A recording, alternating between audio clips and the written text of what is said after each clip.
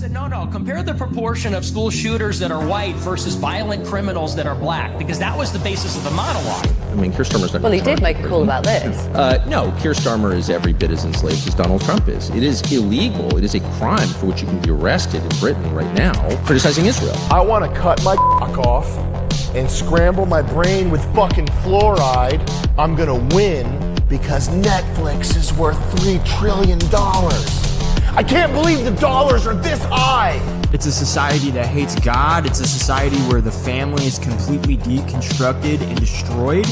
It's a society that hates Nazis but loves communism. You're always confronted with the same stupid question. Does Israel have a right to exist? Does Israel have a right to exist? The real question at this point is whether the rest of the world has an obligation to put an end to this. Put an end to this. Put an end to this.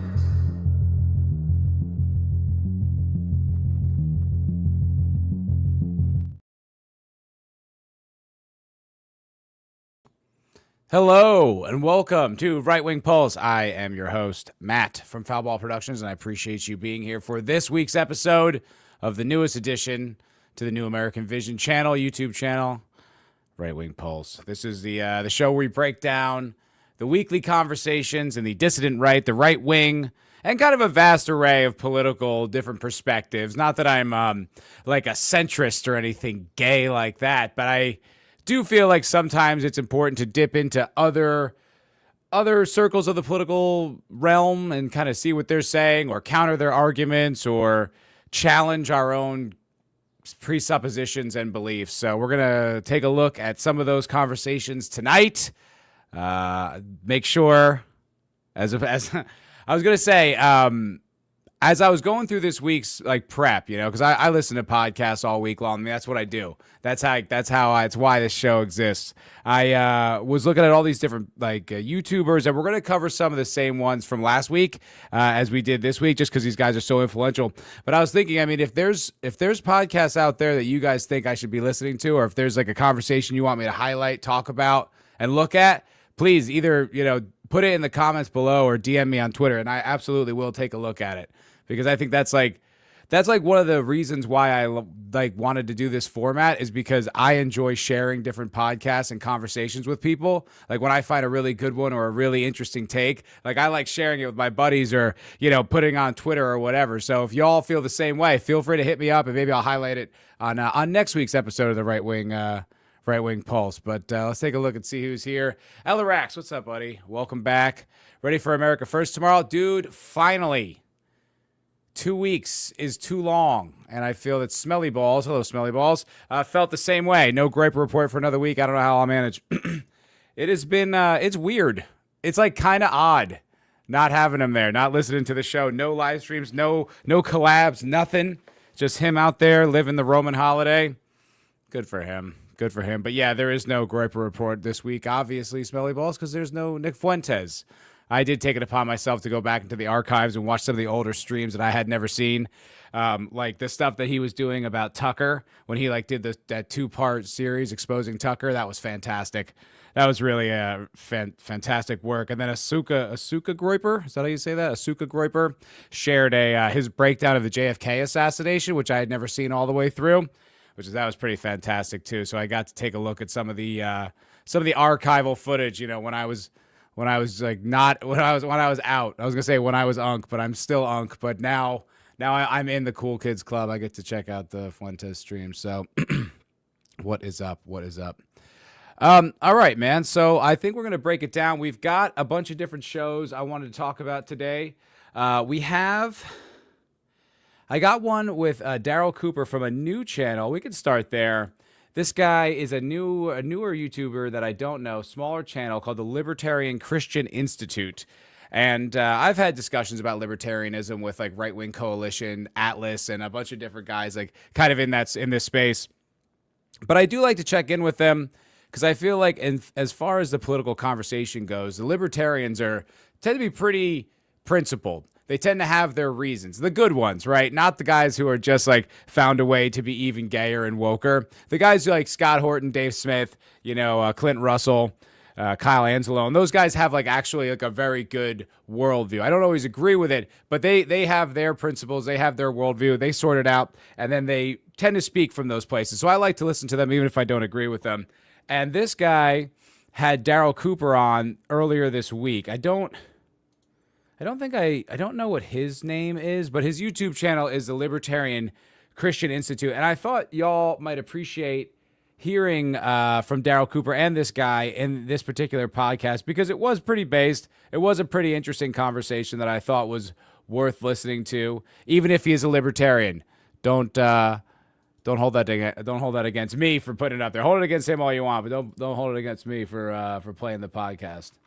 All right, I think I've got the time code right here. We could start off with this first clip. Yeah, okay. All right. What were you saying, LRX? You can debunk communism by saying that would work in theory, but not possible in the world today. Same with libertarians on pretty much everything. Oh, I like that. I think I said something similar to Atlas, that they kind of have a utopian view of politics. Like you basically want to destroy absolutely every institution and tear it all back down to like 1880s level of government. You're like, yeah, good luck with that. Yeah, good luck with that, bud. Yeah, I'm sure everyone will just get on board and they'll all just sit by the sidelines and watch that happen. And they won't create any kind of institution. There won't be any resistance whatsoever. Yeah, it's pretty wild. But I do think like their principles work. I mean, I feel like economically it makes more sense, especially for something. I always go back to like healthcare.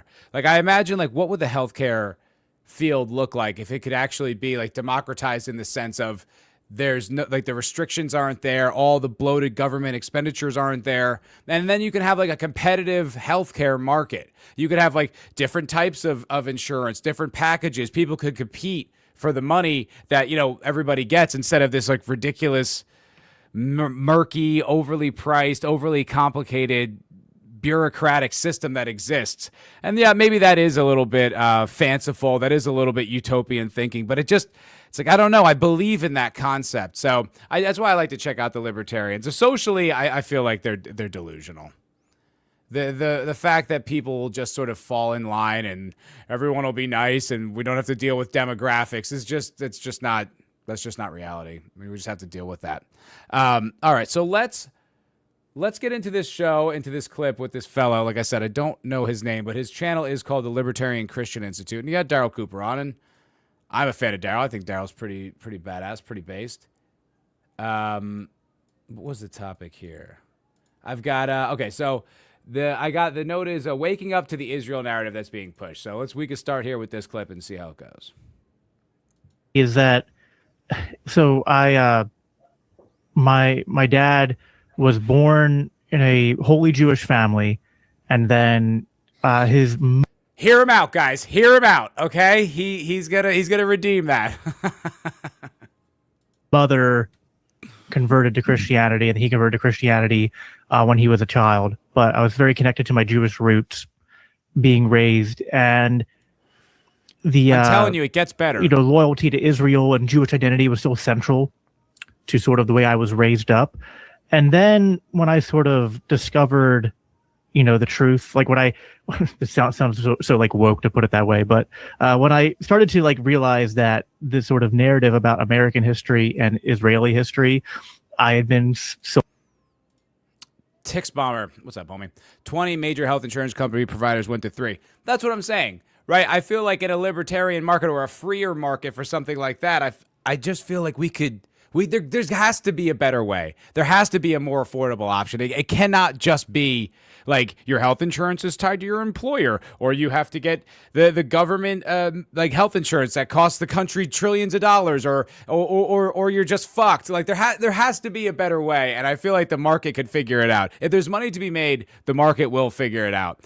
LRX, but for recommendations, do you want stuff that's on our side to highlight and spread the message, or would you want stuff opposite and to debunk and talk through why it's wrong? I think probably more on the message, probably more about like what we're all talking about, especially if it's novel, right? If it's a regurgitation of something we've already heard, unless it's particularly articulate, probably not something I'm going to highlight.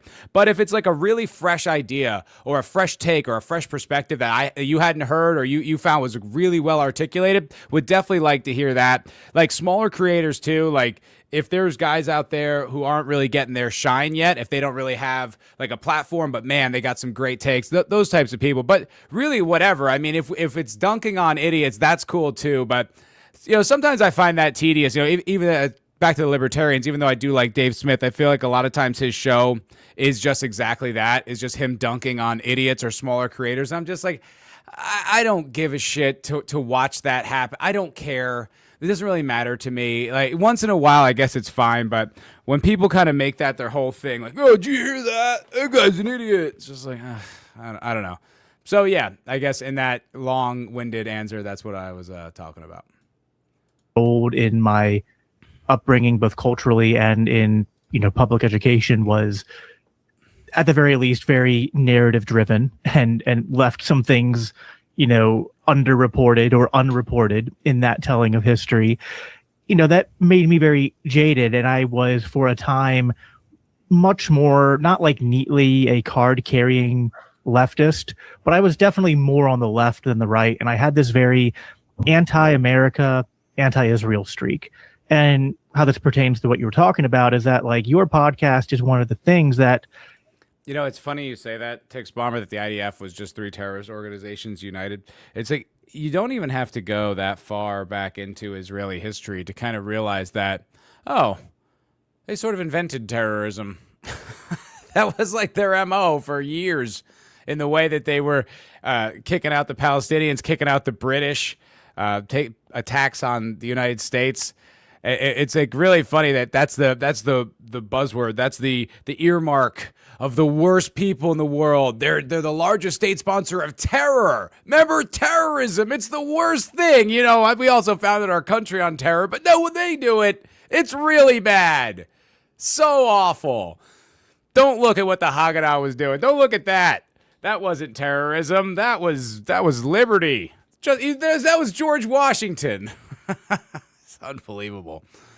LRX, I got you. I listen to so much random shit. I'll pay attention this week to everything and send you a message with at least one interesting find. Fuck yeah, please do. Foulball Pro on Twitter. DM me.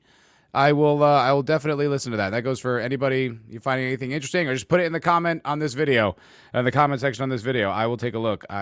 Scout's honor.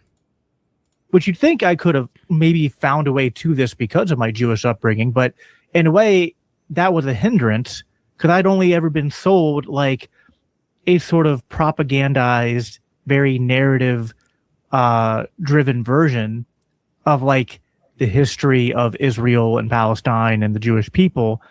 And it was like your podcast and like going through like, and not being charitable isn't the right word, but like a very sober telling of the. If you guys have not listened to Darryl Cooper's Fear and Loathing in the New Jerusalem, I would very much recommend it. It's a long one. I think all told, the episodes come out to be like 25 hours long. But if you haven't given it a chance, if you haven't like listened to the whole thing, it's a spectacular offering that he does. People say, oh, it's a podcast. It's like, yeah, I mean, technically that is the media format that it's being delivered in. But for me, it's more like a graduate level college course on the subject because it's so thorough and so well researched and so comprehensive. And the podcast itself really just focuses on like the invention of modern Zionism and then up to the foundation of Israel in 1948. It doesn't even go into the 20th century. He did do a follow-up, like a supplementary podcast where he talks about the 20th century, which is pretty vicious and pretty awful as well. But the big chunk is really just about the formation of it. And, it's fascinating. It's so enlightening and eye-opening. And it's an absolute, I feel like it's a must listen. The events that happened, not just in Israel and Palestine and in the lead up to the creation, but you start like all the way back in the late 1800s in the history of Zionism. And it's just like, you do come away from reading that, and you can still come on a side politically, be like, all right, well, I still think like, what this current state of Israel is doing in Gaza and the West Bank is wrong. Also, now I have a bit more empathy and understanding for like, how did this happen in the first place, right? It's almost an antidote. It is pretty interesting too, right? Because it's like you look at what Israel's doing, and it's so easy to vilify them. And that would be correct, by the way. I'm certainly not defending them because what they're doing is horrific. And I feel like I follow all these news accounts on Twitter, and I don't even like opening up X anymore because all I see are just like RT News or Drop Site. And it's, just another atrocity committed by Israel. Oh, another 4 kids murdered in Lebanon. It's just like, good Lord, these people they're bloodthirsty. It's like they get off on it. But, when you do go back into the 20th century and you do see the struggles and some of the horrific things that did happen to the Israelis. Now, it's like, I can understand having zero empathy for them because you're like, I don't know. If someone moved into my country and just started kicking me out, fuck them. There's really nothing that I could do or nothing that could be done that I wouldn't, I'd be too far. But when you are the people living there and those like things happen to you and then that awfulness gets ascribed to these people, it gives you guys a better understanding of why they're so savage and why they're so vicious. Not that I'm justifying it, but I feel like that kind of insight like helps you just understand. And I feel like that's kind of what this guy's talking about a little bit. To cartoonish depictions of Arabs or Jews on both sides, which is kind of what we deal with a lot in the discourse on this subject. And so, that's kind of why I said, if I could get people to listen to any episode of any podcast, like your entire project, whether it's the Jim Jones one or, what you're doing right now with World War II and the Germans is, when I say it's great, it's almost not great because it's horrifying. You know what I mean? Like, it's kind of like you don't, when you recommend your podcast to people sometimes, depending on which series you're going through, it's kind of like, well, I can't promise you it's a good time, but it's still like, you know what I mean? It's a different type of good to listen. I'm gonna fast forward to this because I thought this was a little bit more interesting than it actually is. But when Darryl Cooper's next episode comes out, the what is it? What's it called? The We Are the War, like basically just his World War II podcast from the Germans' perspective. When that next episode comes out in probably a few weeks, I'll definitely cover that on this show too because those are just grueling and absolutely fascinating and all encompassing like visceral. Sorry, what's the word? Not visceral. Visceral. I'm an idiot. Visceral historical analysis. They're so fascinating. But this is actually, so this I thought was pretty interesting because I've heard Darryl talk about this in other interviews and different shows and stuff. But this is actually Darryl being very explicit on how he became a Christian, which wasn't something that he was born into as much as you would have thought, as much as I would have thought. So I thought this would be something interesting to talk about here. Some different things happened in my life, but I don't think that they were really the catalyst for anything. But one way or another, I went through about 2 years where I was like, I always thought like depression was just like, oh, you're super sad. I went through like 2 years of like each day, like I wasn't sure if I was going to be around another day. Like I was on the edge, like just really sunk down in the depths of depression for about 2 years. And, that experience, I'm so happy that I had it because what it did is it humbled me like nothing else could have. It really, really, really stripped my illusions away about my own limitations and capabilities, because I found out like exactly what my limitations and capabilities were. What's up, Todd? How you doing, brother? Got to mention that fake assassination attempt. I mean, not really. Like, it's weird. Like, when I was prepping for this show this week, I was like, there isn't really like as much going on as usual. Like, there's always podcasts and conversations that you can talk about, but I feel like it's like been slow with the exception of that absurd. Like, did you see like all the clips from that? Like with some people ducking under the tables and there was one guy, like one like G just still eating dinner. And then there was like some reporters like just grabbing bottles of champagne off the table. The whole thing is just so embarrassing for absolutely everybody. Like the shooter didn't hit anybody. The Secret Service didn't hit him. Everyone looked like a dork. Like I was just like, what? This is such a clown show. Like, and look, obviously it could have gone much worse and like people could have died and all that stuff. I don't even know what to make of any of it, but I just feel like that was ridiculous. It's something I was like, what am I going to do? Make a video about that? But I felt like the whole week, there just wasn't as much going on at all. I don't know. Normally when Nick Fuentes goes off, so much shit happens, but he's away and very little's happening. What's up, GeoGasser? How you doing, brother? Oh, thanks, man. Appreciate that. Well, right on. You never listened to Darryl Cooper? Oh, he's the fucking man, dude. Darryl Cooper is the fucking G. He does a weekly podcast with they didn't do it this week, I don't know why, with Scott Horton, and they talk a lot about like more news stories, foreign policy. They have great analysis. I think those guys are sharp as hell. And when I came out of that, like I had a totally different perspective on a lot of things, and certainly on religion is one of them, where I just sort of realized that, look, it's entirely possible that people in other religions are doing the best they can with the tools they have, trying to find their way to something like the truth that, that we're seeking through Christianity. That's fine. I'm not one of those people who looks at other religions and says you're all worshiping demons or something like that. Like I don't go in that direction. But I did kind of realize that thinking that I knew better than to just accept the religion that built the civilization that I was born into and has really informed the worldview and morality of all my ancestors for thousands of years and all. Isn't that such a based and logical way to kind of come to faith? I like that a lot. I feel like that's, the problem with our secular society, right, is everyone thinks they're so fucking clever.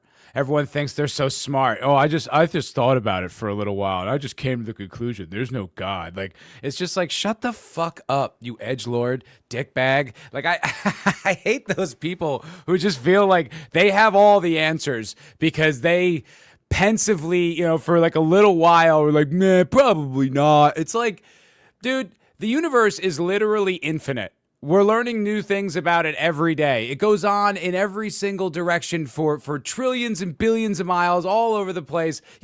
Every single galaxy has more stars in it than there are grains of sand on a beach. And you're sure in all that, in quasars and those clouds that create what are those things called that create the stars? All those different, you're sure, you're positive in all of that. There's definitely no God, because you're stupid ass thought about it for a little while. Oh, I hate those guys, man. Atheists piss me off. It's look, if you don't have faith, it's okay, man. That a lot of people struggle with that, but then be agnostic. If you're an atheist, you just have faith in the opposite. That because you can't prove it, so that's just faith in a non-provable faith. It's the same shit. It's just so annoying.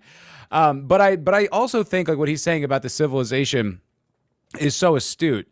It's one of those things, especially white, Europeans, a lot of people do take for granted, as what you consider casual morality, right? Oh, just being a good person. It's well, that actually does mean different things to different cultures. What you're talking about is a common Christian morality that existed because of 2,000 years of Rome, of Christian society. And so it is the foundation of our ethics, of our values, of our morals, and it makes up, our society. Those things that you just take for granted as just, these are the common kindnesses, common courtesies. That's Christianity. It's you may not practice it and you may not observe it, but that's why that's a casual thing for our culture. And I love that. I was explaining this similar thing to my mother. She believes, but she's a boomer, and she grew up oh man, it's all control, man, but she's come to faith recently, but it's but it's one of those things. It's just so much of those things. There's a great meme of Homer Simpson, and he's being carried up the Himalayas by the Sherpas. And he gets up and he's just oh, look how far I've traveled and I haven't even tried. And it's secular European society, 2,000 years of Christian morality. And that's that's where, oh, look how far I've come. I didn't even try. It's yeah, it was formed, man, in a crucible of faith and tradition and carrying it on to the next generation and fighting for it, literally fighting wars for it. So it's those secular atheists who just take it all for granted. Just this was all just given. This all just happens. This is normal. This is the way the world is. It isn't, man. It absolutely isn't. What's up, Zeb? How you doing, brother? Good to see you, my dude. LRX, me, age 12 to 21, listening to atheist debate bros, thinking I knew everything. Totally, man, totally. Look, I can forgive it, especially for kids, for younger people. I can forgive that a little bit more because I feel like you kind of need to go through a rebellious phase. I feel like you need to question these things just so that you're not a zombie and you're not just accepting it because it came down from an authority figure. I do think it's better to have faith because you believe, not because you're forced to believe. Probably better to default to faith, but but I expect that. But when adults, when grown adults, don't have they just still have those Reddit arguments. You're like, shut up, dude. Oh, what do you think, a man in the sky? Yes, asshole. A fucking man in the sky made you. It's like, yes, dude. What do you got? What's your counter? No, I think I'm too smart to believe in that. All right, bye. Tix Bomber. I can't remember whose joke it was, but it was an elaborate joke of how atheists get turned into Bibles. That's funny. I could see how that would work. I obviously don't know the joke either, but that's pretty funny. It's like wait, what kind of level of pride, just sinful pride, does it take to think you know better than all that? You don't. You've been thinking about this part-time since you were 17 or whatever it is, and you're going to live to be 80. Probably you can count you're going to spend a couple hundred hours maybe of your entire life, because most of the time you're not thinking about this stuff. You're thinking about what you have to do today and whatever else. A couple hundred hours maybe that you've actually spent really thinking and dedicating yourself over an entire life. LRX saying, well, sadly, my mother raised me as an anti-theist, actively opposed any kind of religion, and I listened. Yeah, I mean, that's pretty dark. I think that's pretty bleak. Like I said, if you're the type of person who's I'm a secular liberal, and you don't want to force anything on your kid, that's fine. But to talk them out of faith, I think that's pretty dark. That's pretty, I don't approve of that at all. But that's kind of the beautiful thing about faith is you can always come to it, right? It's always there for you. It doesn't, it doesn't expire. It's you can always come to it, and that's what's really cool about it. It's my parents were very secular. Both my mom and dad, both raised Catholic, and did not carry it on for me and my sister at all. We went to church a few times, but I think they just went out of habit. And I wasn't really raised with it, so I didn't necessarily miss it or understand the virtue in it. I just thought, look, I don't know, this is just something that they did, they don't want to do, and I definitely had a edgy atheist phase, I actually, no, I think I was always agnostic. I don't think I was ever a pure atheist, because I just, like I said, the logic of that just doesn't align. But I definitely had this thing about religions are bad, man. You know how many wars were fought in the name of religion? I would go off on self-righteous diatribes like that. It's shut up, you little twerp. But like I said, it's never too late. You can always come back to it, and that's what's really beautiful about it. It wasn't until I was in nature one day and had an epiphany this can't be an accident. Yeah, there's too many things, man.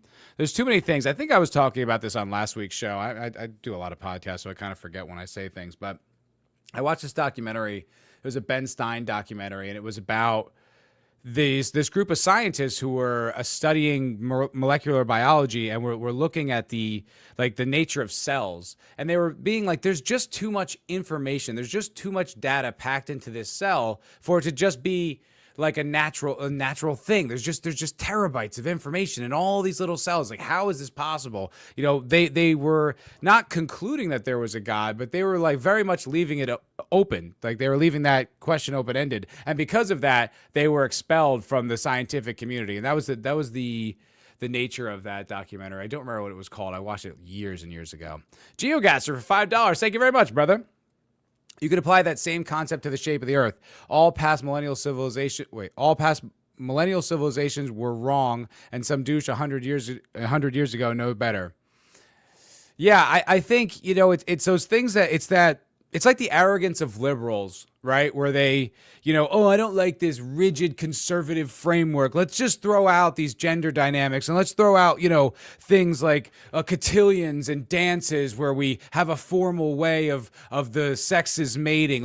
We don't need all that. And then there's all these other fallout, like secondary effects that they didn't consider because they didn't understand the centuries that went into creating that tradition. It wasn't just on the whims of people who just one day were like, I'd like to oppress everybody. I'm just going to do that. It's like a lot of these things existed for reasons. Like these problems crop back up. Like for instance, hypergamy is obviously a big problem. If you listen to like any kind of manosphere podcast or, you're just paying attention to the world around you, it's something that's like, it's popping up. It's popping back up. There's a lot of these guys who basically have like the pick of the litter with all these girls.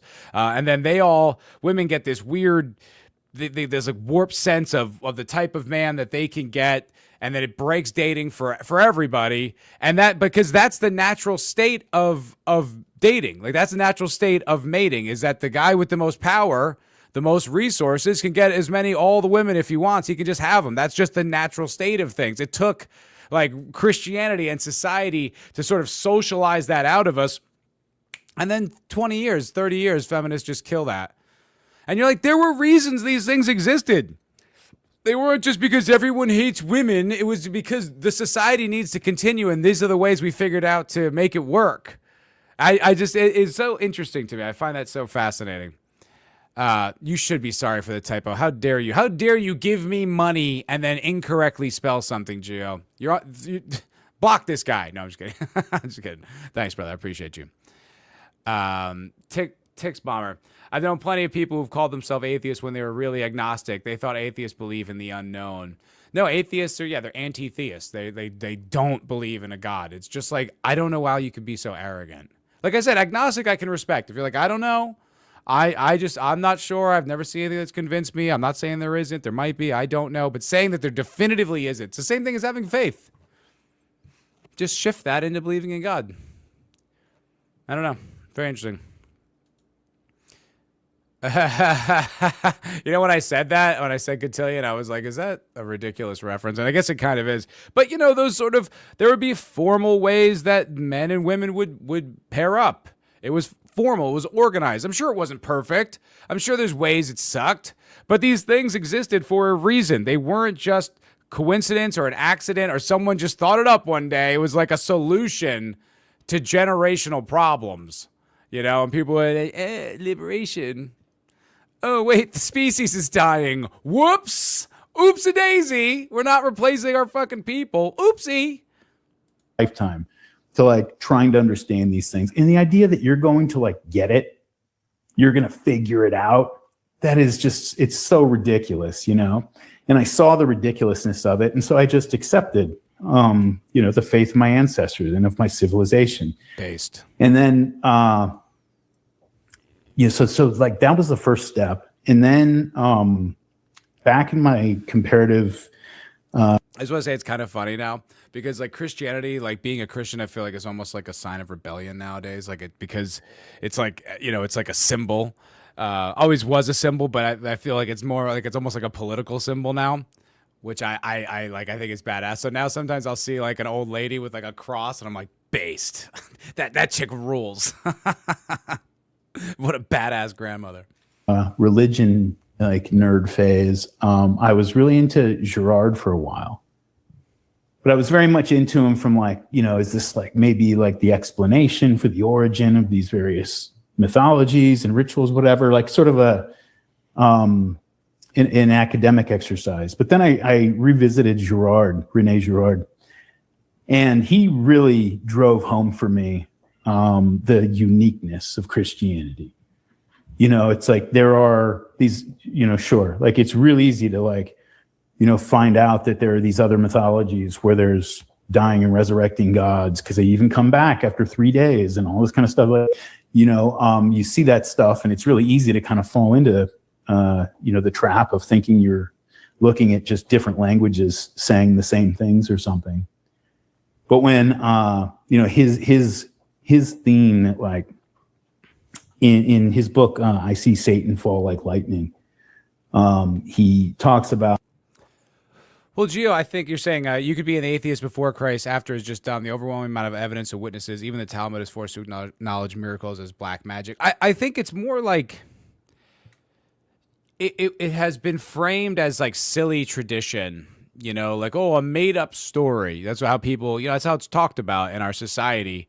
And you can see all around you. I mean, secularism was the religion in this country for probably the 20th century, you know, maybe from the 60s on. It really was the religion. The Christians existed and so on and so forth, but it really was the way it was viewed. You know, I knew kids that I grew up with, they all went to like Catholic school, or not Catholic school, but like CCD. And they would, you know, they all just went through the motions. There was no inspired faith. There were people who were religious and we looked at them like they were kind of silly and like dated. It's like, you're religious? That's so weird. You know, and that was like in the 90s and 2000s. And I just feel like that was the way it was framed. It wasn't given the reverence and respect because it was attached to the old way. You know, I was raised by boomers, right? And they looked at all the old traditions, everything that led up before them. It's just the way the communists do it now. It's like everything that was before they even showed up was bad and racist and homophobic and patriarchal. It's the same thing. We just kind of, you know, oh, well, the miracles probably didn't happen, and he probably didn't come back from the dead, and he probably lived, but, you know, it was all misinterpreted. They were all stupid back then, after all. I think it was just, that's how it was looked at and talked about. And, you know, if it's not treated with the respect it deserves, then, you know, yeah, it can be, people can dismiss it. I did, you know, I didn't really think about it for a while. Like, I don't know, like, it's just one of those things. I was just raised that way, and so many of my generation were just secular. It's sad. It's a tragedy, but a lot of people are coming back to the faith, man. A lot of people are. It's pretty beautiful. This holy man in the 2nd century who had 12 disciples, who was said to go around performing miracles, who died and was supposed to have come back to life.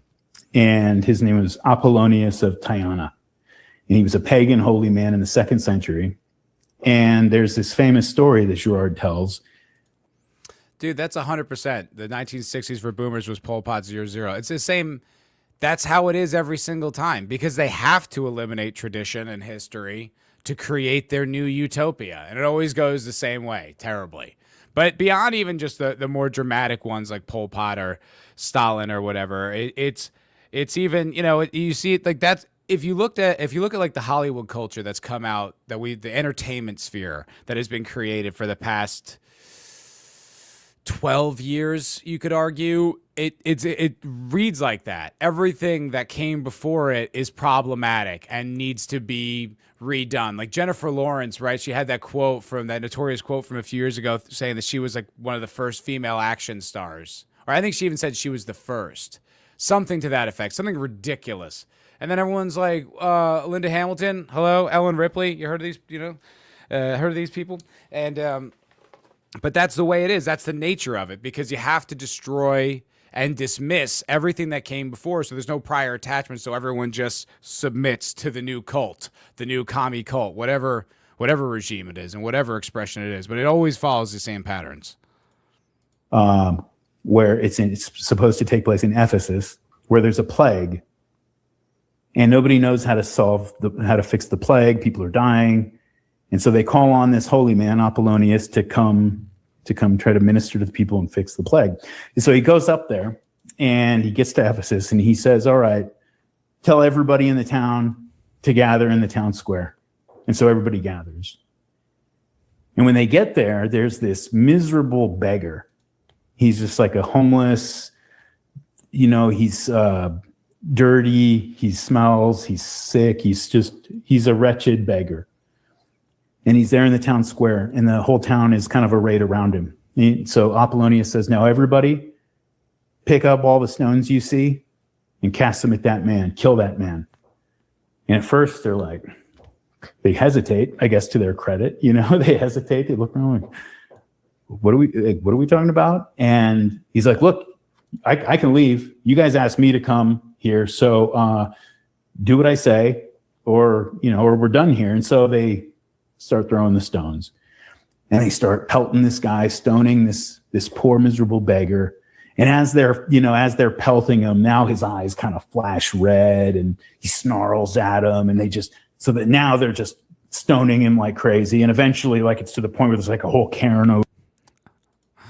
Tix Bomber, I find it amusing. They're just creating categories now. I'm the first Indian woman to voice an Indian character in a partially animated 3D feature film that was released on streaming primarily.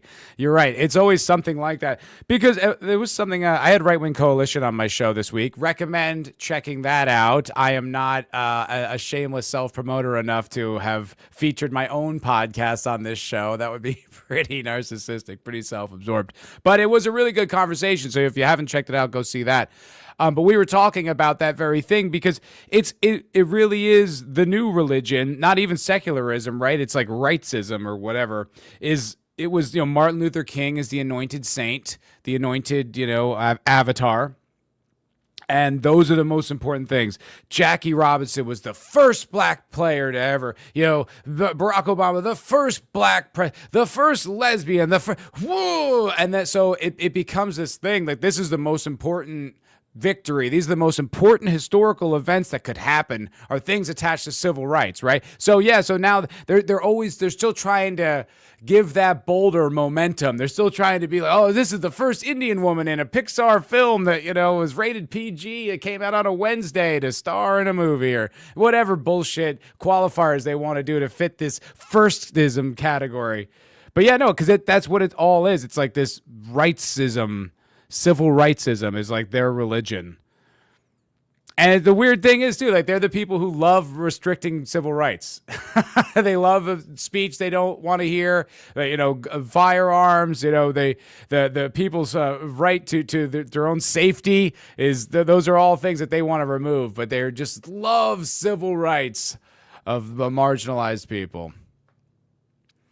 GeoGasser, have you ever heard the skit about the apostles conspiring to lie about Jesus resurrecting? No, I have not. I don't know what you're referring to, but I'd be interested to take a look. Over him, like, he's all covered with stones. And he says, now go dig him out. And they go dig him out, and it's this like demonic, big, hairless dog frothing at the mouth. It was like this monster all along, and then the plague is healed. I kind of forgot where he's going with this. I don't know if this is one of Darryl's tangents. If you ever listen to Darryl's podcast, he is notorious for tangents. He goes on crazy tangents. They do come back to make his point, but man, sometimes he goes off. Like, I was listening to the Jim Jones one, and he goes off on like a 2-hour tangent about like the civil rights movement in the 60s and the different characters and stuff like that in it. Because the whole point is that if Jim Jones didn't do the mass suicide thing in, where was that? Somewhere in South America. I forgot what country. I can't remember.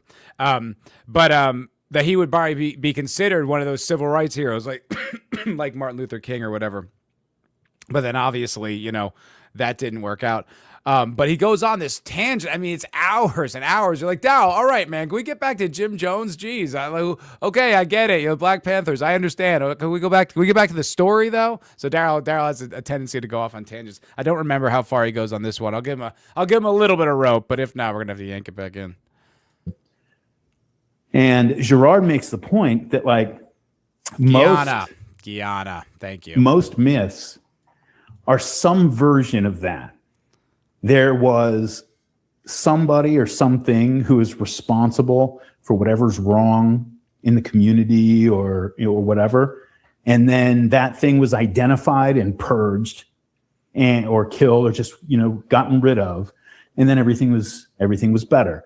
He says. What he says, though, is what you're reading in that story of Apollonius and that beggar is the story of the crucifixion if it had been written by the Pharisees.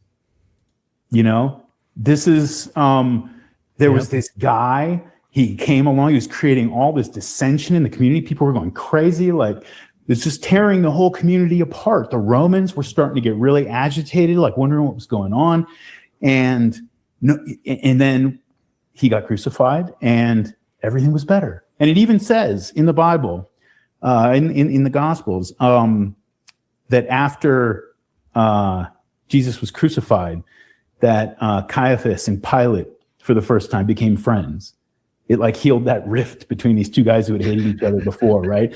And so it was like, if it had been written from that side of things, then it would have been that kind of a story, like all the other myths.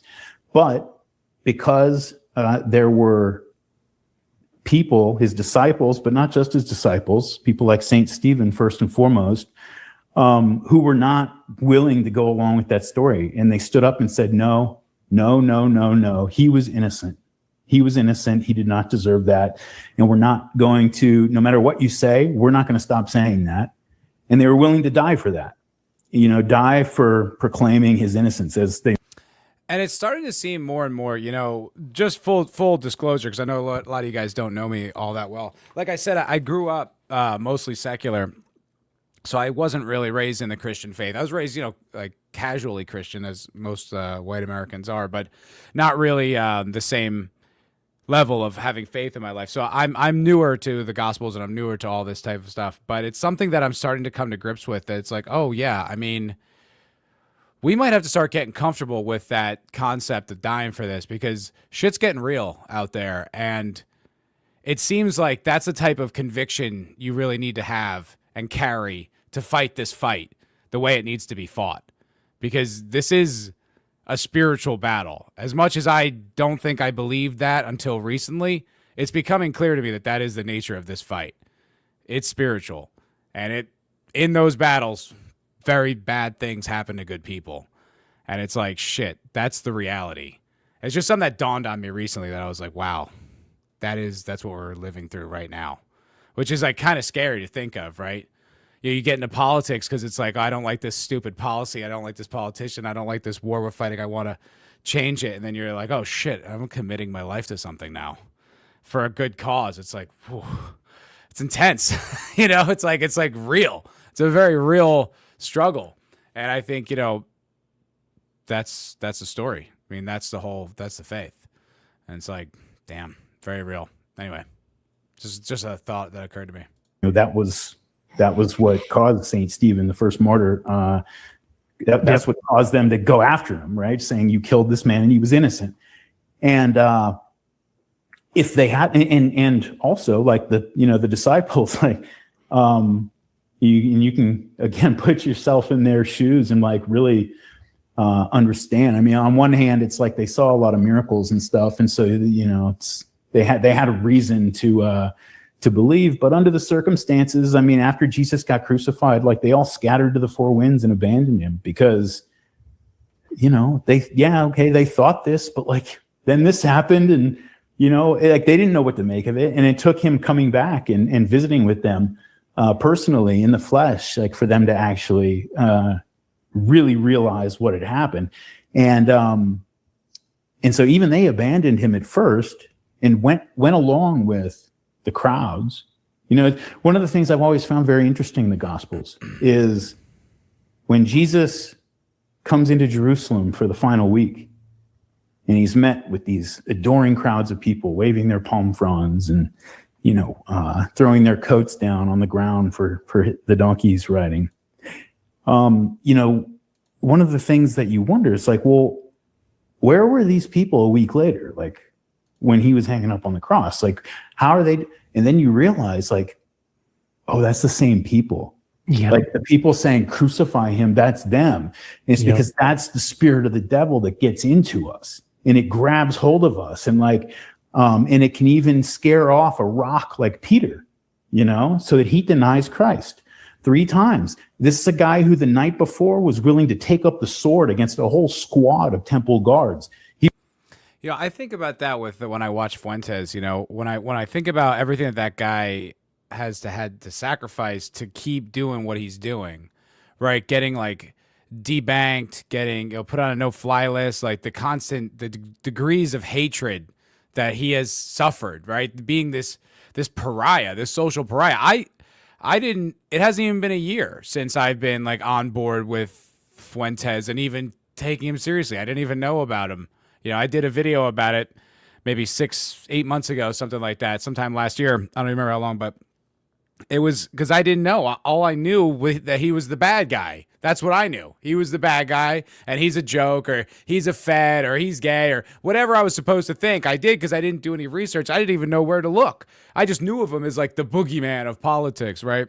And so, eventually he kind of broke out of containment and started doing some podcasts. And I'm listening to the guy. I'm like, this guy's not evil. This guy's like smart. This guy's got a lot to say. I don't know what you're talking about. And I started watching the show, and I was just like, oh my God, this guy is the truth. Holy crap.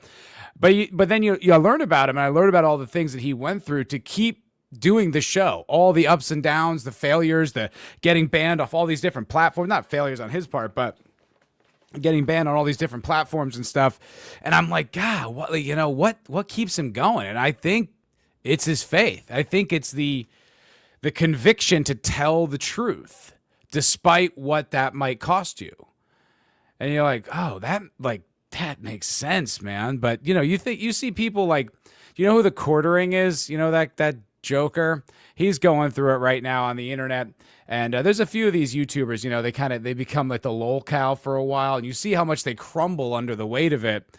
And not that it's the same thing as what Nick went through, but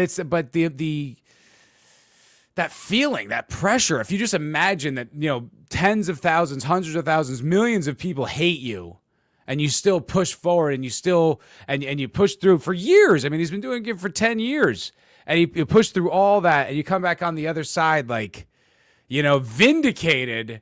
It's like, wow, what gives a guy the motivation to do that? What gives that guy the kind of conviction and stick-to-itiveness to follow that? And it's like, I think that's exactly what it is. Like the faith in Christ and the conviction to tell the truth no matter what. You're like, yo, baller. That's badass, dude. That's so badass. Interesting choice of movie poster behind him. Apparently that's his favorite movie. He mentions that.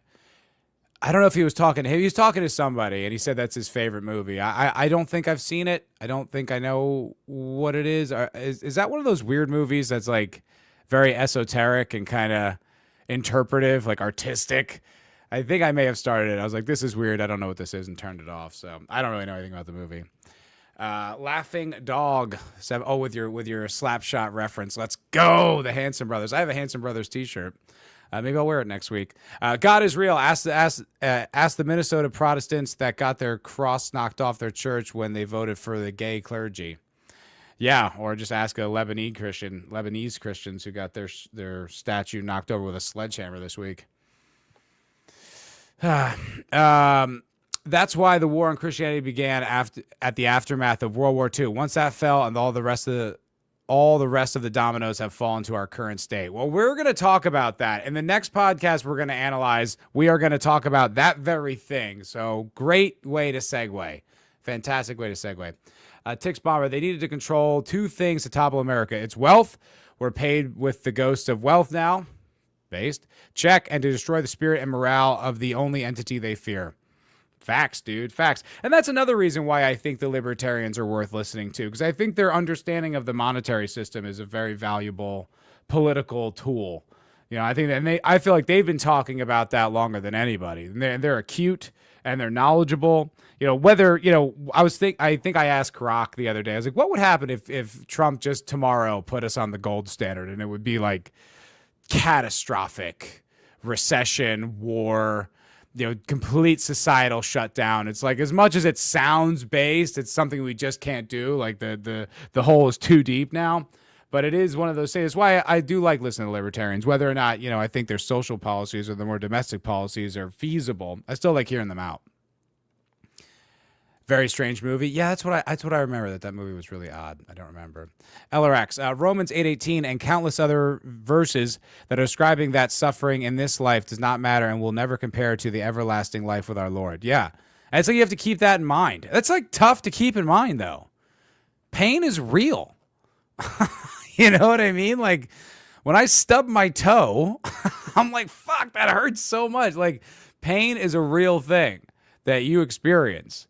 And you have to have like the conviction, the will, the strength to get through it. It's like, man, I mean, obviously I'm not comparing crucifixion to stubbing your toe. I'm just saying just that little bit. I'm like, oh, like it hurts so much. And you're like, amplify that by 100,000. and that's a little bit. You have a little bit of an idea what it's like. I don't know. Like, no fear of what happens here. It'll be okay, and it's not in our hands. The only things we can do is defend and speak the truth of the world around us. Yeah, absolutely. And I realize, too, there's even times where I'm a little hesitant to say completely what I think is the truth, because I'm like, is that bad? is that a bad thing to say out loud? I'm still a little conditioned. I'm still a little programmed. I find myself struggling to, not struggling that hard, but like working through breaking out of that.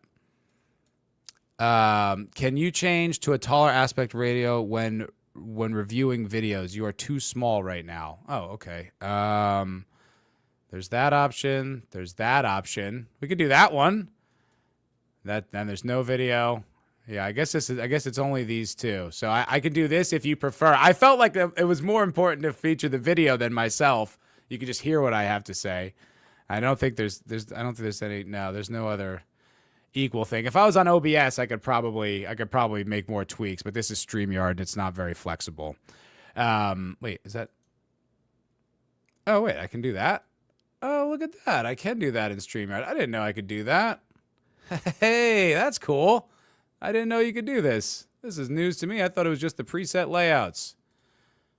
All right. Well, we can do a little bit of both. A little bit of column A, a little bit of column B. I am just learning about this feature. I truly didn't know this was something you could do here. Huh. There we go. All right. Now everybody's happy, I hope. There's a bunch of people who are like, I don't need to see this dickhead. They're like, it was fine before. I hope that's acceptable, GeoGasser. I hope that you like that. Wait, why did it custom layout? There we go. Okay, cool. All right, let's move on. We're gonna pivot. We've been talking about that one for a while. So there's another podcast, and this is speaking of libertarians. This is from two libertarians. This is Dave Smith and Tom Woods talking, but it's a lot about what you were just saying. What you were talking about with the different myths from World War II. That's sort of the way they have this. It's like it's their new religion. It's like World War II-ism. It's like a religion of like Lindsey Graham, right? Like that's his religion. You hear the way they talk about it.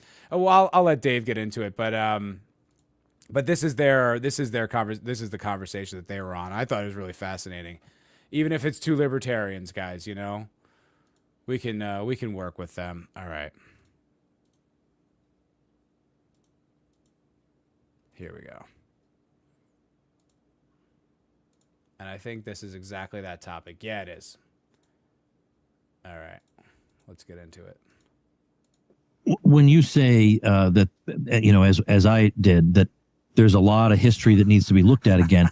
Well, when we think about the 21st century, imagine sitting in a classroom in 2026 and your textbook, contrary to the experience, my textbook was always, 20 years old, so we never had any of the recent stuff. But let's imagine the textbook goes through 2026.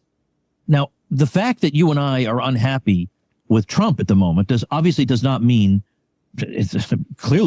we're on the left. That's for darn sure. Yeah. If I were to read that textbook in 2026, it would be completely wrong about COVID and Fauci. It would be completely wrong about Ukraine. It would be completely wrong about 2008 and the financial crisis. And that's not even going back 20 years. So maybe I just assumed you guys know who Tom Woods is. I should mention he's a broadcaster who's been talking for a long time. He's a libertarian guy, and he's been doing this show for years. He's one of the OGs, one of the guys that managed to last through the generations, through the different transitions into the media, into the political media evolution, which is really what it is. And he's been around for a long time, and he's a libertarian, but he's very based, knows history really well. I like Tom Woods. Like I said, I don't agree with a lot of the libertarians' conclusions. But I think, like I said, I like hearing them speak because they usually come from a good place. And that's just three major things. Like we know for a fact it would teach the exact opposite of the truth of that. Meanwhile, suppose Laura Loomer managed to string two sentences together and write an American history textbook. Or Ghislaine Maxwell's father, just hypothetically, if a Mossad agent was in charge of school textbooks for the United States of America. Just a hypothetical I'm throwing out there. The possibility of something that could have happened. That would also be all wrong. And it would be full of all kinds of hero worship and absurdities. So the point is, if we know for a fact that the history of the past 20 years would be all wrong, why is the history of the 20th century exempt from exactly the same forces? You know, why is that? And didn't we even don't have to look at that. And that, because fucking based as hell, man. I think it might have been Darryl Cooper that I was talking about this, but I've heard this mentioned a bunch of times. You know, the boomers they worship the 60s and 70s. They worship their rebellion time when they were out in the street protesting, man, getting things done. You know, they were standing up to the powers that be. But a lot of that came from literal like terrorist bombings. There was a lot more actual violence that came from the left wing, the left wing protesters, than they'd care to admit, than they'd care to remember or report on, which is actually a very relevant piece of the story that is not mentioned really at all. It's all about they're all Gandhi. They're all peaceful protesting. You know, the Kent State thing, right? They were all just peaceful. It was like, I think it was like a riot. It had been going on for weeks. You know, I don't know. I can't comment on that situation richly, but the way it's told is it was just like peaceful hippies, man, who just had flowers in their hair, and these evil gun guys just came and killed us. And it's not quite the story. So Tom Woods is saying basically that it's like, you know, we know that if they were to report on the big events that happened in the past, 10, 20 years, they would lie. They would leave out important context. They would make up bullshit. They wouldn't tell the story as it actually played out. They don't even do it now. In front of our eyes, they don't do it. You know, while it's happening, while we're witnessing it, they're lying right to our face. So his point is like, well, what's to say that everything that we've been taught about the nature of government and our society and culture and all these different things is to be believed? Why is that the case? And it's like, yeah, the obvious conclusion is like, it isn't. It absolutely isn't. Tix Bomber, they are usually very well versed and very well researched and versed in history. I'll give them credit too, since they're not spewing complete nonsense. No, I think it's sort of like there's a lot of talk about this, and I talked about this with the Right Wing Coalition on my channel on Foul Ball Productions on Tuesday, which I still recommend. Go check out that podcast. But we talked about this very subject, about like, can you align with the left is the thesis. Like, is there any possibility of an alliance there? Because, there are a lot of people on the left that recognize we have a common enemy, and that's like Israelis and Zionist control and, the Jewish lobbies and all that like have they seem to be in control. And we obviously all would like our sovereignty back. So is there an opportunity for an alliance there? And when we talk about the libertarians, to me, those are people that, when you're discussing politics or you're discussing these issues, whether you agree or disagree, I feel like it's a good faith conversation. It's two Americans that care about the country, care about the future, maybe have different diagnoses and prescriptions for the problems, but they are working towards the same goal and recognize that there is a problem on the same level. We have the same prescription with a different diagnosis. And those are the people that we can and should be working with. So that's why I always give the libertarians shine and listen to their arguments and listen to what they have to say, even if I disagree, even if sometimes I find them to be naive or secular, and like racially agnostic, or racially atheist, like they don't recognize everyone's an individual. It's like, yeah, dude, we're all over that. That's just not true. It's bullshit. That was a fairy tale. That was part of the boomer revolution. Stop with that nonsense, start seeing color, because color sees you, kind of thing. Like, but that's what I mean. I feel like they're in good faith, and those are the types of people I feel like we should be engaging with and working with, even if we disagree with exactly what they feel is the best prescription. That was all written at a time when there's no independent media to check. Right. That was my point that I was going to make. And written at a time where the only voice in the room was the establishment, Right. And look, like, we could all recognize on some level that forget even like taking the example of World War II, because people get so emotionally charged, but like, let's just say there had been a different result in World War I, which was quite possible. I mean, through years of World War I, it was very close. I mean, before the Americans joined, it was like essentially a stalemate. That's what Darryl Cooper was talking about in his World War I podcast. It's a World War II podcast, but it starts in World War I, and it's all from the Germans' perspective. Is that the German soldiers, they didn't feel that they had lost, or like they felt like they could have kept fighting. Like they felt like they got sold out and their leaders, broke their pact. That they went out there, fought starving in these horrible conditions, but they didn't feel like they had lost. They didn't feel like it was over at all. And so it's one of these things that's kind of like a myth of World War II. And I feel like this is well-trodden ground, but still bears repeating. I think that is some of the most important things that we can do as Americans and people who care about the future of this country is to re-examine the presuppositions, the conclusions of World War I and World War II. And I don't mean like in an edgy way, Hitler was awesome kind of shit. I just mean like in a real true analysis. Like let's remove the romanticism of that, which is hard to do because so much of our media is if you watch like Saving Private Ryan, I mean it's so romantic. Like, it's a good movie and everything, but God, they're just with the swelling music and it's a fairy tale. These things are not analyzed in an honest way. So I feel like that's just important for us to do if we're going to be kind of serious politically. And that's exactly what they're talking about right here. And let's just say there had been a different result in that. Let's say Germany had won World War I. Does anybody think that the accepted establishment history would be the same? No, it'd be a completely different story that would be told. And does anybody believe that story would be 100% accurate? Like, no, of course, we all know that they would have skewed the story in their favor and told it from their perspective.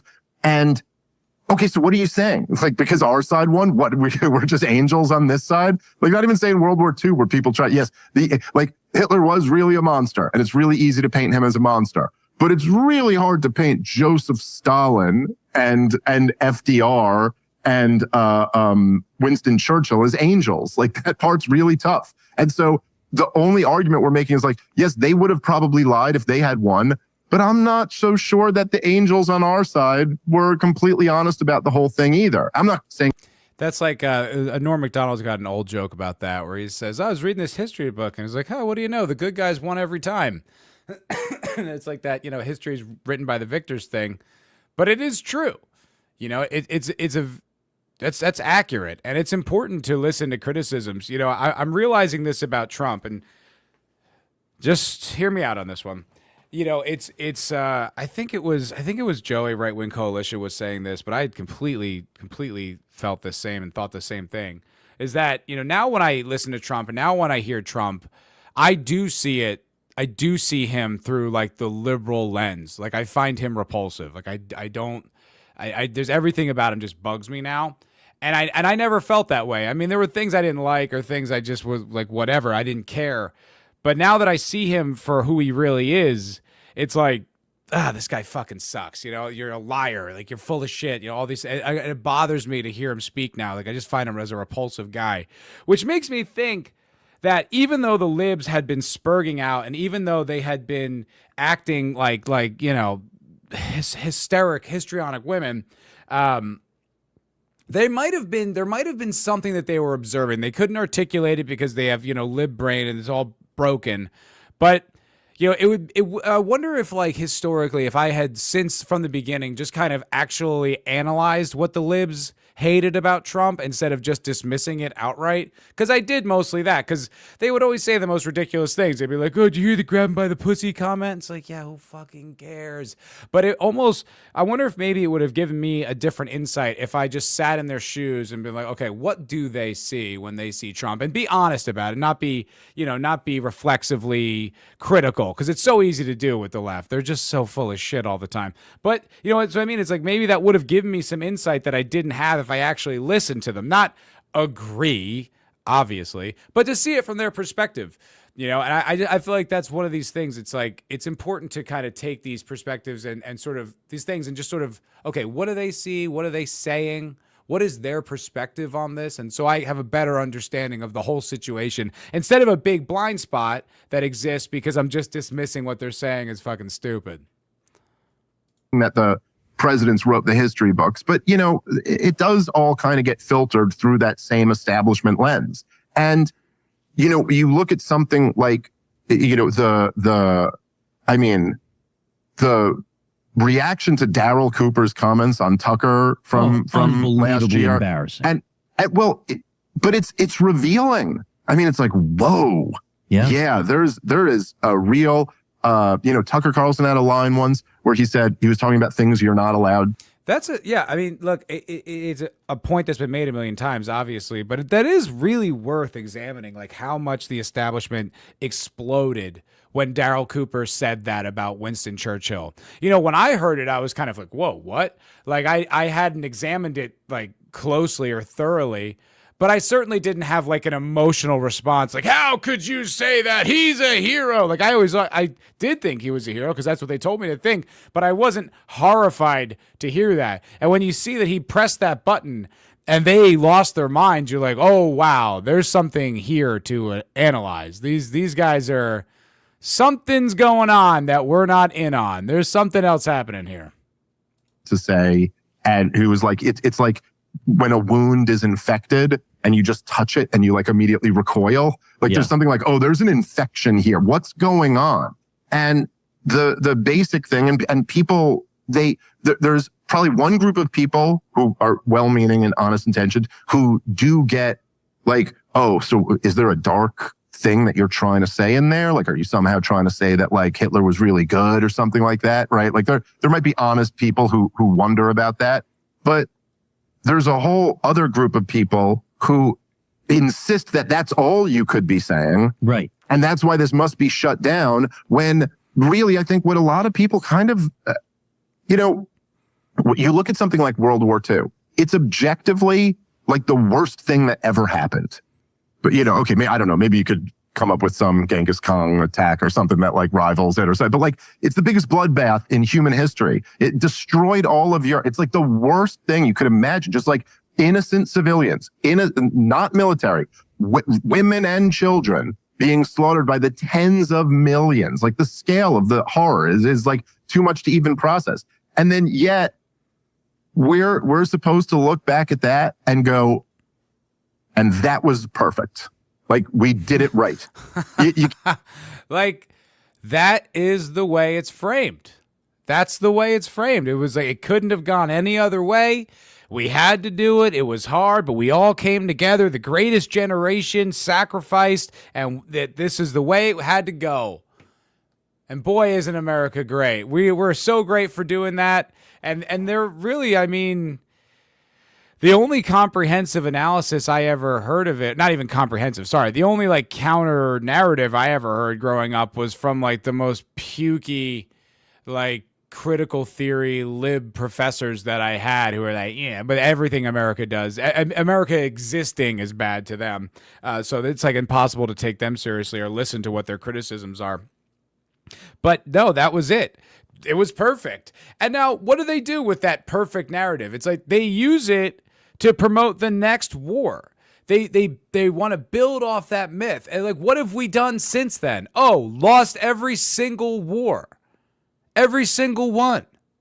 It's like you can't even say Desert Storm because we ended up getting pulled back into that, 13 years later, 12 years later. And how'd that go? Horribly. So we lost every single war on the strength of this bullshit narrative.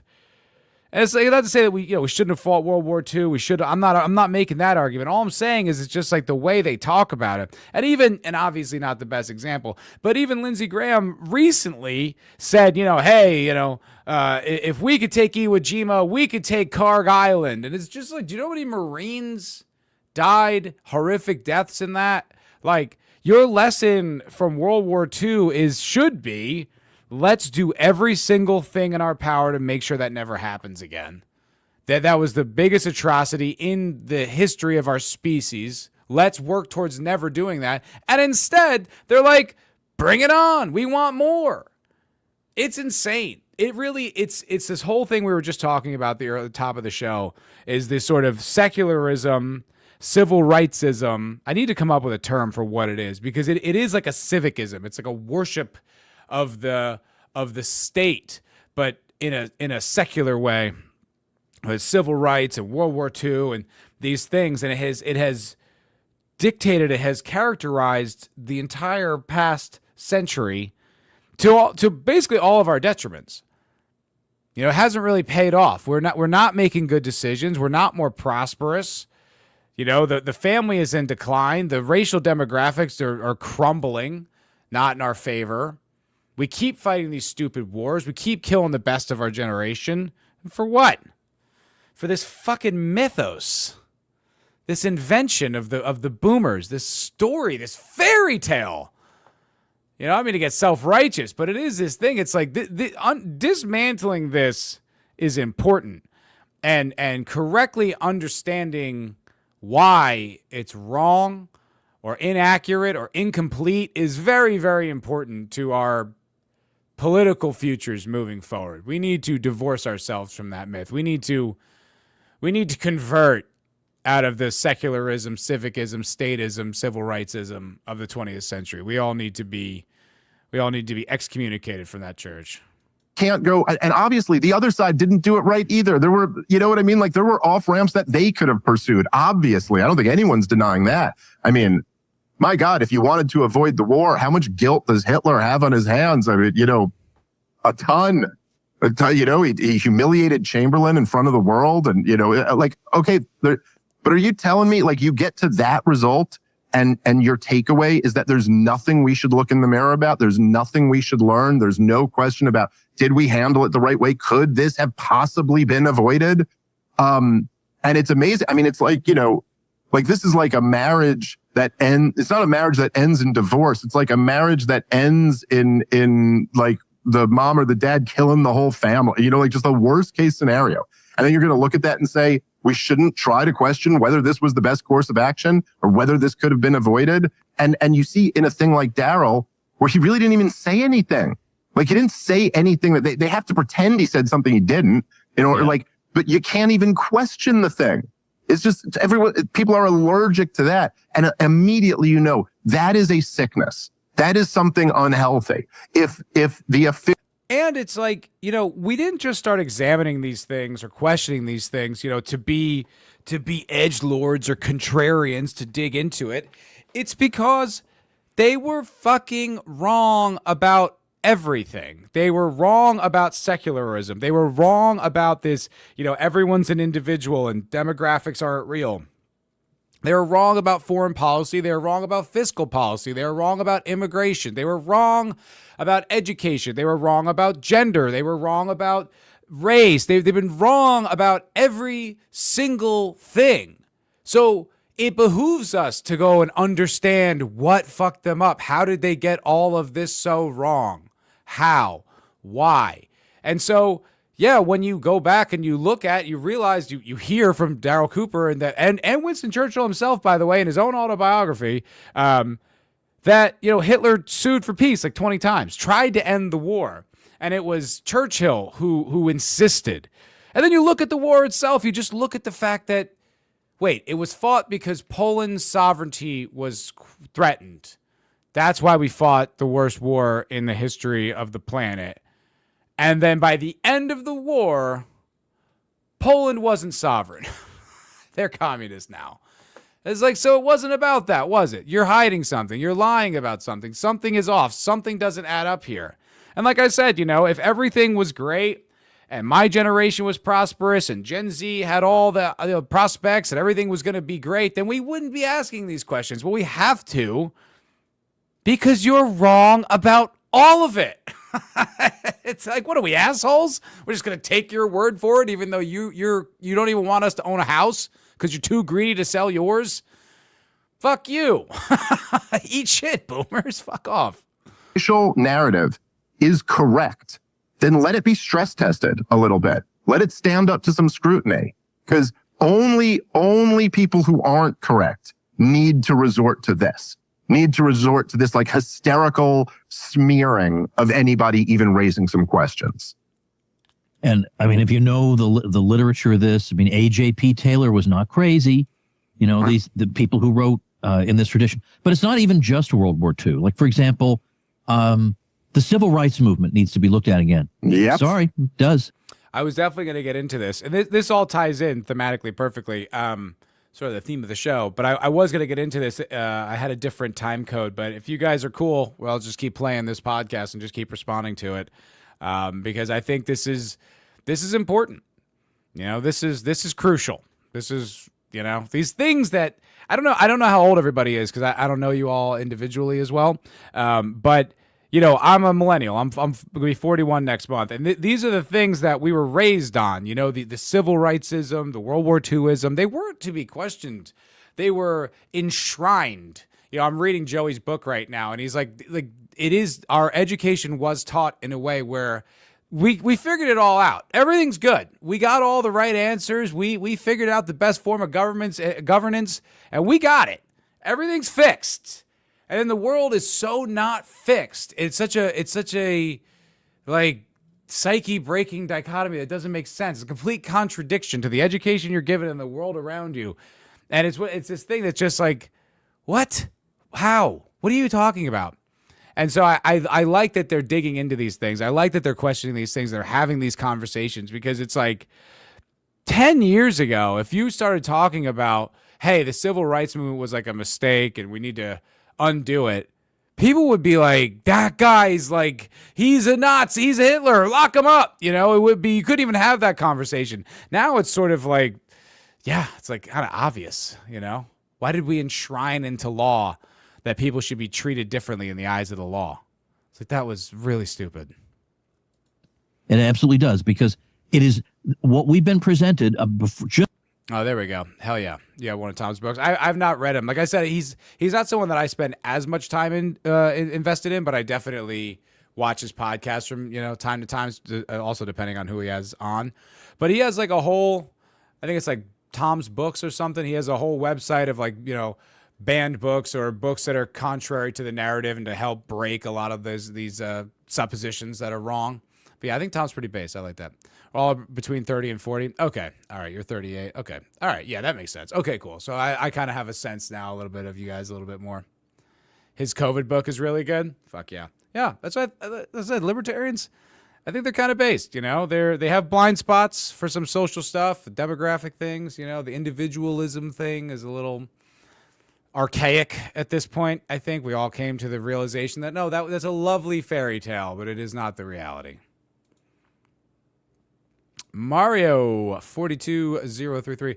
Churchill 1920 wrote a piece about Zionism versus Bolshevism, saying that the Jews were the mainspring of every subversive movement in the 1800s and were a conspiracy to overthrow civilization. Base Churchill.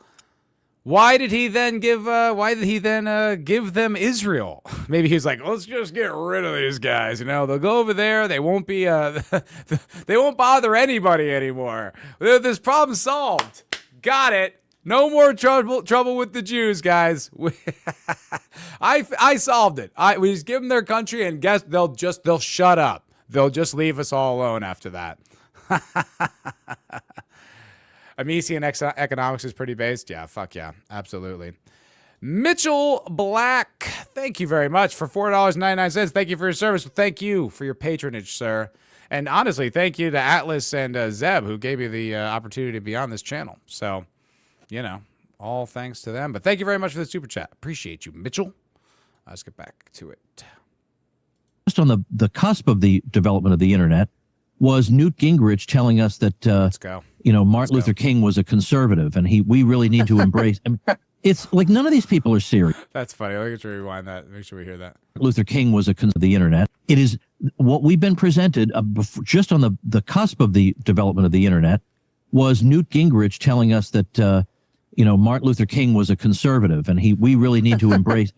It's like none of these people are serious. That's not serious.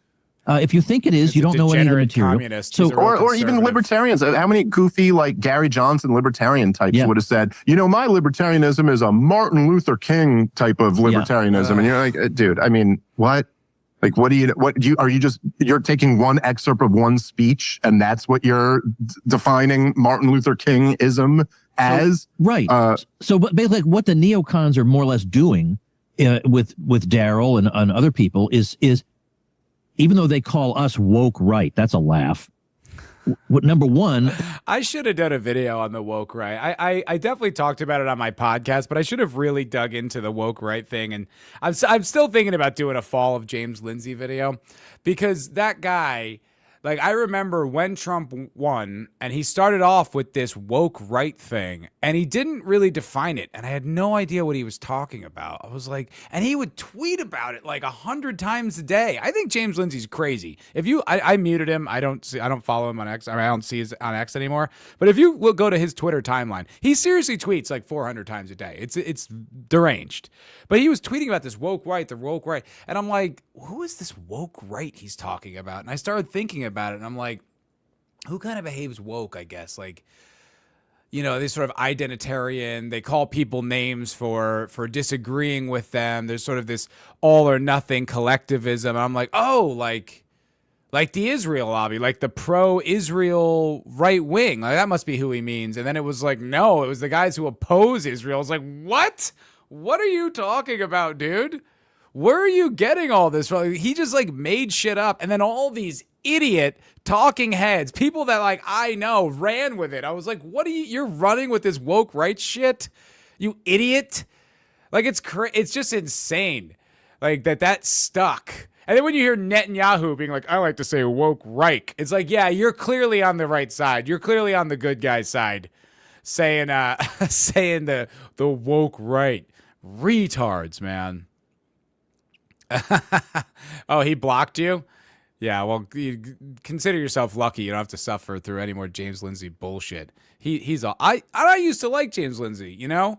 I thought he did some good stuff. Like his book Cynical Theories, I thought was a really good book about understanding this activist scholarship from someone who was like inside it and was like a troll to it. Like, that was very insightful for me because I didn't understand any of it. I was like, why is everyone gay and retarded right now? Like, what's going on? I really didn't get it, you know?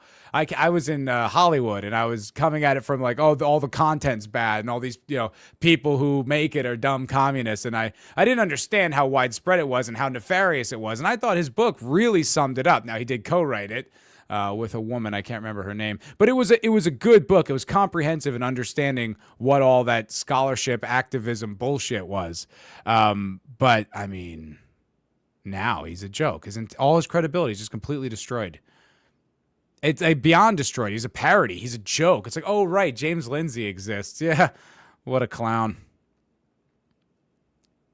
Yeah, I guess so. I mean, I was pretty lib for a while. Like, when I was in college, I was pretty disillusioned with politics because I was a conservative in high school and, you know, believed in like the Bush administration. And then that went horribly and the wars went on for so long and kind of realized we were lied to. And I got pretty radical in the other direction because that's sort of that happens to a lot of people, right? You're like, oh, the side I was on was wrong. Let me flip. Like, you know, oh, okay, looks like they do have some ideas. Maybe they were the right side. You know, you realize, you know, as you become an adult that that's all bullshit. The sides are not, they're not the correct ones at all.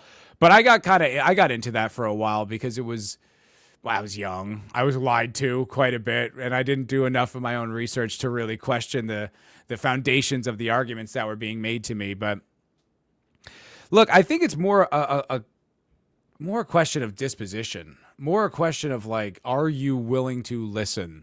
Are you willing to learn? And some people just flat out are not. And I feel like there are a bunch of libs who are like that. They're kind of like, a lot of them are women, but a lot of them are like women like coded or like women, like they have the disposition of women. It's kind of, you know, it's like good, very good students, you know, it's like, oh, I know what the answers are and I can check. And I got an A+ on the test and that, but it's no critical thinking, no alternative points of view, nothing constructive you can do with this. Just, I checked off all the boxes and I'm right. And if you say something else, you're wrong. It's worthless. So I think it's about disposition. You know, I think you can go through different political phases in your life, but as long as you're willing to listen, as long as you're willing to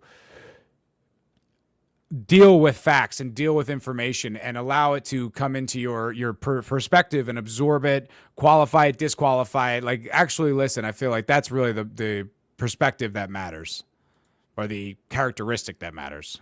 They're saying, well, there's certain boundaries you can't go beyond, and there's certain topics that we're not going to reopen again. Well, sorry, that sounds like a left-wing scold to me. So that's one thing. There's certain things, if you even investigate them, we automatically assume the worst about you. That's how the woke behave. We automatically assume the worst about you just because of what you're pursuing in history or scholarship. But then also, they use the magic word thing. Well, you're an anti-Semite. You're this or you're that. I just saw, just in my social media feed, just at random, I saw somebody sharing something very, very, just something bad that Israel had done in Lebanon.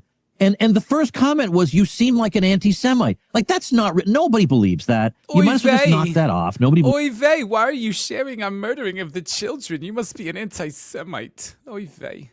Believes it. But again, that's how woke people behave. So they're the woke ones, and yet they're also the ones who are telling us, they're the ones who are telling us what we're allowed to say, think, what position we can have, what issues are open to debate. Like, go screw yourself. And we're going to talk about whatever we want to talk about. Yeah, that's right. That's right. And I think that is almost the essence of this entire. And this is also, I think, where we align with the libertarians, too, is that sort of rebellious disposition of not being told what conclusions we're allowed to draw, what observations we're allowed to have. I feel like there's a lot of overlap there. That I do feel like they kind of have a blind spot with the JQ. Dave's Jewish.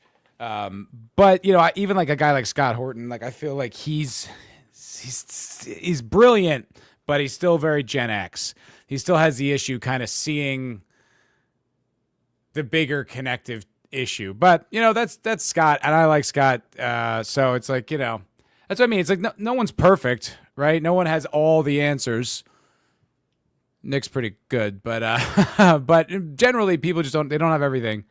So it's like, that's what, you take the parts that matter. You take the parts that are helpful or insightful. It's like we were talking about Vrillium last week. It's like, I don't really like Vrillium. Like, his live streams are unwatchable. But if his videos provide me with some valuable information or some insights that I didn't have before I watched the video, great. Good.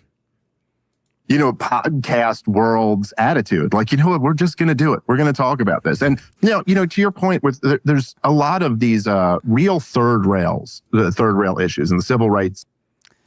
Lord of the Ree. My main gripe with libertarians is a lot of them don't believe in borders and or borderline communists. Yeah, when I say libertarians, I mean these guys. I mean Tom Woods, Dave, Scott Horton, those guys. I don't mean the people who found a way to be even more woke. I knew a guy in my personal life who was one of those libertarians who was literally like, it made him more self-righteous and more like hedonistic. I was like, you're not a libertarian, you're a hedonistic anarchist. You don't believe in the Constitution. You just believe in no rules and literally no one ever, no structure. So I guess when I say the libertarians, I tend to mean the libertarian commentators who are good on stuff, not the freaks, not the freaks. Yeah, you mean libertarians. I mean, yeah, I hear that. Absolutely. The small L, little L. Yeah. And it's tough because it's like they are such a varied group, which is why they've been so ineffectual for so long, but their commentators are worth listening to. I guess I should qualify that. I should say libertarian commentators. I just say the names, and there's not that many of them. The movement and World War II are probably the two biggest ones that really do need re-examining. And, to your point, and this, I guess this is something that people like me and you have been re-examining for a long time, but now it's much broader. There's a much wider audience of Americans who are like thinking about some of these things. And, it's amazing how much in some sense, right? You could argue that anyone who supports the Civil Rights Act of 64 is a leftist. Based. See? What'd I tell you? These guys got some hits. They still got the fastball. To be a right-winger, you kind of have to oppose. I mean, if you think about... Libertarians. Lord of the Rings. They're a good voice to have in the mix, but you don't want to stop there. No, you don't. No. I feel like it would be, in our coalition, like they would have a position in the cabinet, but they wouldn't be vice president. They wouldn't be president. They would, maybe Secretary of State, but I feel like that would be pretty tough to run an empire that way. But they could be in the cabinet. We could still use them, but I don't know how much power they should have. Yeah, I agree. In kind of basically on paper, I mean, whatever definition of left and right winger you're working with, but if you're for a government intervention that puts at the role of the federal government that it ought to reach into the lives of every individual business, every individual culture and neighborhood, and have this massive centralized enforced policy in the name of racial egalitarianism, of remaking society into a racial egalitarian state. That is leftism, man. Like, no matter how you look at it, that is just, it is a... What I was just thinking is, like, Dave's talking about this, how funny it is that the way the media sphere had been so captured for so long that in that paradigm of the time, this conversation and what Dave's saying would be considered far right. And that they would almost be accurate in the sense of how much the conversation was controlled and how little dissent was allowed to have happen. So like what Dave's saying there actually would probably be considered far right in 2018 or something like that. And now it's like he sounds like a moderate. Leftist idea. Now, listen, that doesn't make it wrong by definition, unless you're people like us, but that is leftism. Lord of the Ree. I've been listening to Dave and Robbie as well as Tom and Scott for a long time. They're definitely an ingredient in the cake I would want to make, but a cake takes multiple ingredients. That's exactly how I feel about it. That's 100% how I feel about it. You know, I think they need to, I think they should, it'd be such a tough sell, but I feel like the good ones should join the far right. They should come over to this side, you know, and we should team up. Because I think the good ones have a lot of insight, a lot of historical wisdom, and a lot of precise observations and good foundations, you know, good reasons why they think things. Like I said, I don't agree with everything, but, you know, we don't want to be fighting these wars for Israel, and neither do they. I feel like, and they're not pussy ass libs who are like, it's colonialism. So it's like, I don't know. I feel like there's some good allies to be had there, but you know, we'll see. And so, like, for all of these people who even present themselves as right-wingers, you're really not a right-winger if you support the 64 Civil Rights Bill. It's just almost by definition. And so that really gives you a little bit of a clue of where the left-right divide is in America. Like, the right doesn't exist, essentially, is my point, and hasn't existed for many, many decades. There's no such thing, because it was the complete consensus. And this is the way it always would work, right? Is that, like, the right-wingers would always oppose what the left-wingers were doing. And so if the left-wingers were passing the New Deal, who was the right? The right were the ones who were opposed to the New Deal. And then a new school of right-wingers come in and go, okay, look, we accept the New Deal, but we oppose this great society. You know, and then a new group of right-wingers come in and go, oh, okay, we all accept the great society, but I don't know about Obamacare. And, you know, they're not even running on repealing Obamacare anymore. You know, like, this is... He's 100% right. It's exactly Michael Malice's statement, is that conservatives or progressives driving the speed limit. That's exactly how it goes. There's not even a call to go back and repeal gay marriage. That's not even mentioned, not even talked about by any kind of right-wing politicians. Not even, but it wasn't that long ago. Obama did it. You know? It was only a few administrations ago. It's not enshrined into law. I mean, they got rid of Roe v. Wade in the Supreme Court, and that was, 50 years before that? 40 years before that? But the gay marriage, well, we don't even touch that. It's probably because there's just so many gays in the Republican Party. But it's like, it's exactly what happens. Is like these crusades, these wars that they lose, and then they're like, okay, we accept it, but the next one, and that's exactly how the country ended up like this, because the right has no balls, and they've been owned by Israel, and that's their God. That's their highest cause. They'll bluster about, you see it now, they'll bluster about immigration. It's like, but your president that you elected to do mass deportations isn't doing them, and you're not giving him shit about it. You'll still tweet, you'll still be based on Twitter about Somalis, although that's been dropped, you know, because it didn't work and we don't want to make Trump look bad. But whatever mass deportation meme is going around, you'll talk about it, but you won't criticize the guy because you don't actually care. You really care about serving the Israel lobby. That's the highest value that the right has, and that's what happened to this country. That's why I understand, like, not that the left and the Democrats aren't scum. They are. But it's almost like the true enemy is the Con Inc. or the establishment right, because they've sold us out. while telling us that they were on our side and represented us. But for years, they just did the opposite. So it's almost like, you don't want to lose sight of the left, because it's like we've been living in sort of a comfortable reality where they've been dethroned. They don't have as much power as they used to. So it's easy to forget how bad it was. But it does seem like the most important thing is to take down these charlatans, these people who've betrayed us, who have taken advantage of us, used our desires for a better nation against us. I don't know, but pretty base stuff from Dave right here. Always how it goes. And the same thing happened with the civil rights movement, where then it just gets buried that there was any principled objection to this at all. But there was at the time. Barry Goldwater was one of the most prominent people. And like, he lost the day, he lost the argument, and for understandable reasons.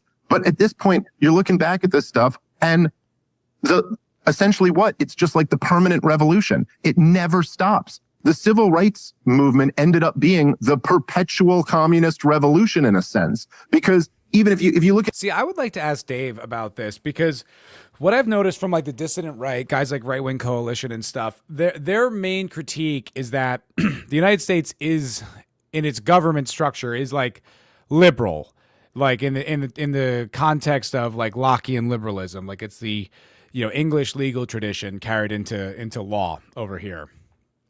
And so what they argue is that inevitably you end up with this, because the system itself will lead to this inevitably. I would wonder what Dave would have to say about that.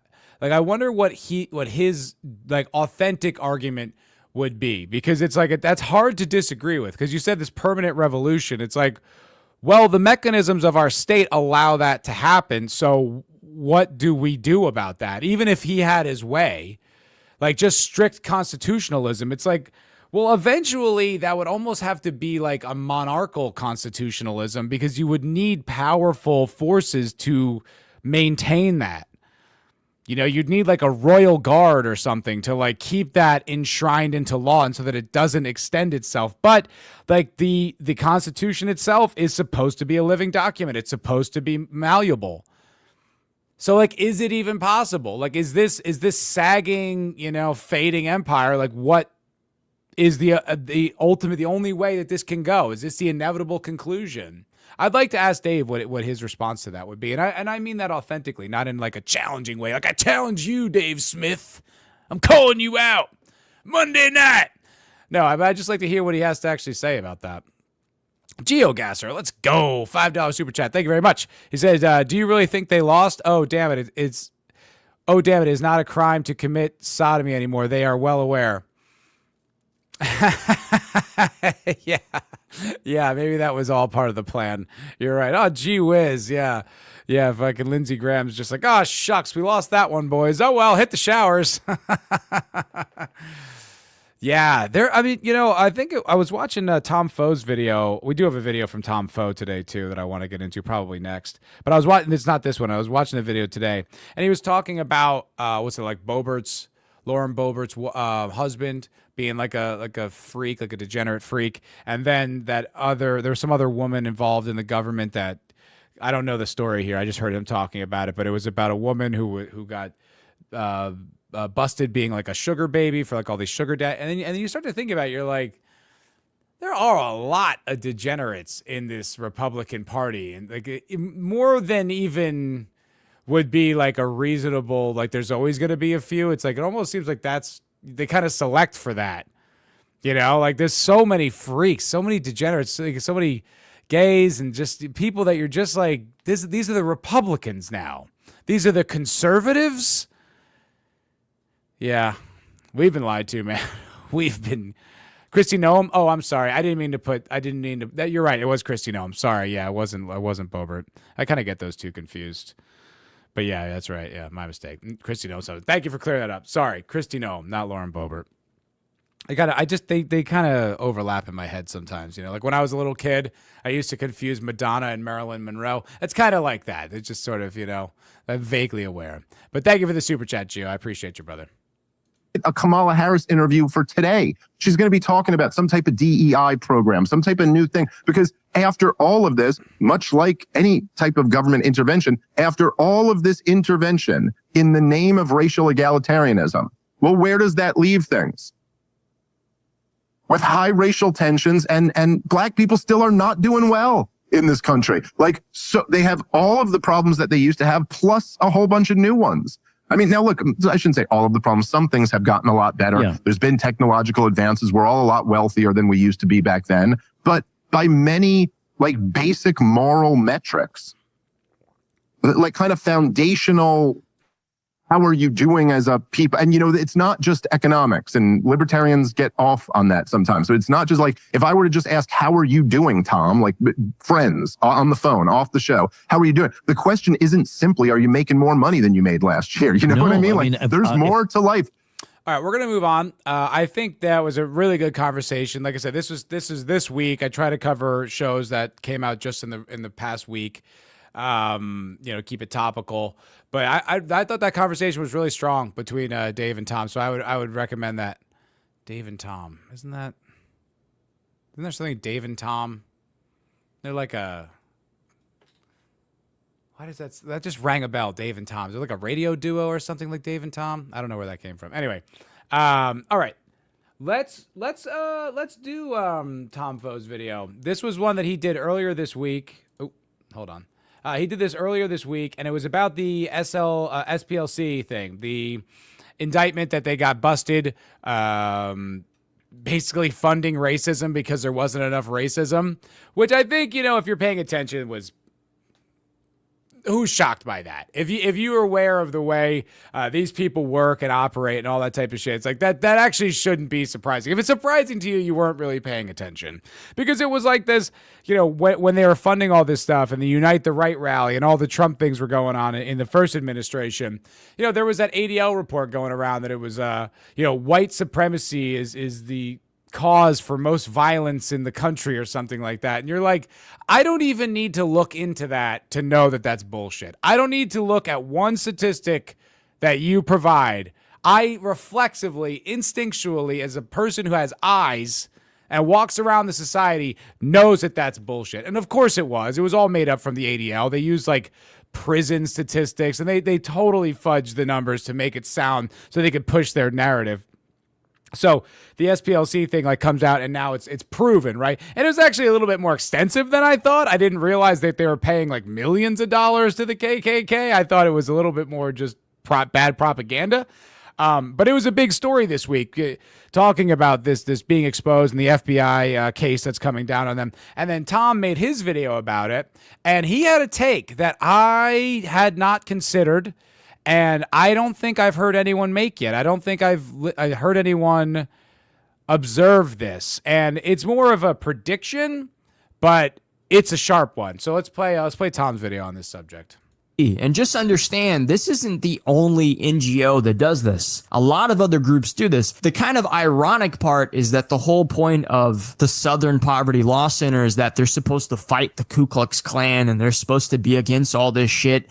But in reality, it's just a way for them to manipulate people, kind of add to this social engineering game that we have going on in America, which is something a lot of people have been suspecting and they already knew. I mean, even when it comes to the Unite the Right event, Alex Jones, like right after it happened, talked about how... Oh, have you guys seen this? I saw this. I think it was...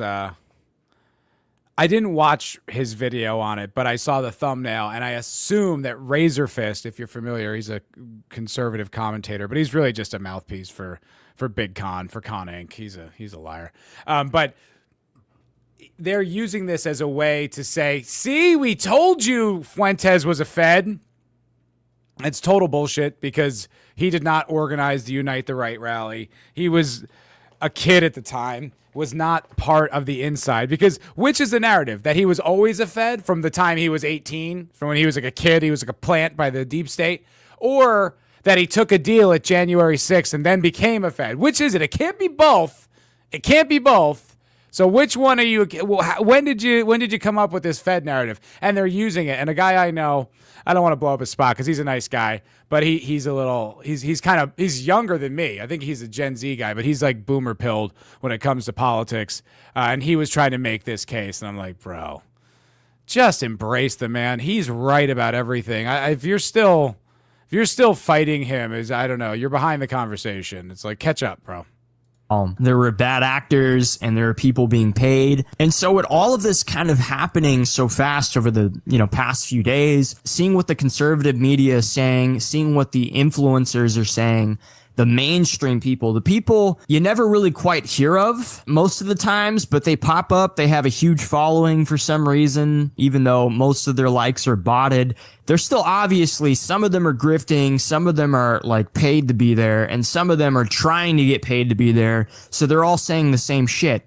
And we now know that a lot of times these people are all in group chats and they get like marching orders. They get told, this is what you need to tweet about. This is what you need to talk about. We have evidence of that at this point. Like we've had people come out and they say, yeah, I was a part of the young MAGA influencers. This is what we had to say. And this is no different. This is the same thing. This is being coordinated on all social media by all mainstream media outlets. And that's the game. You want to read between the lines. What is going on? Like, why is this being said in the way it is? Now, I'm not saying that it's all a lie and it's fake. Obviously, it's true. Obviously, the FBI doing all of this, that's what's really happening. That's what's really going on. That's not fake. But it's being used, since this is going to be a big controversial story. Well, anytime that happens, every single group takes the opportunity to kind of weaponize those things for their own.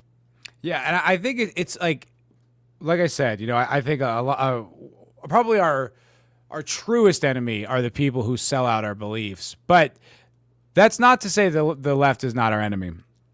And what I mean to say, why I bring that up, is because it's like, don't forget the left and the right hand here.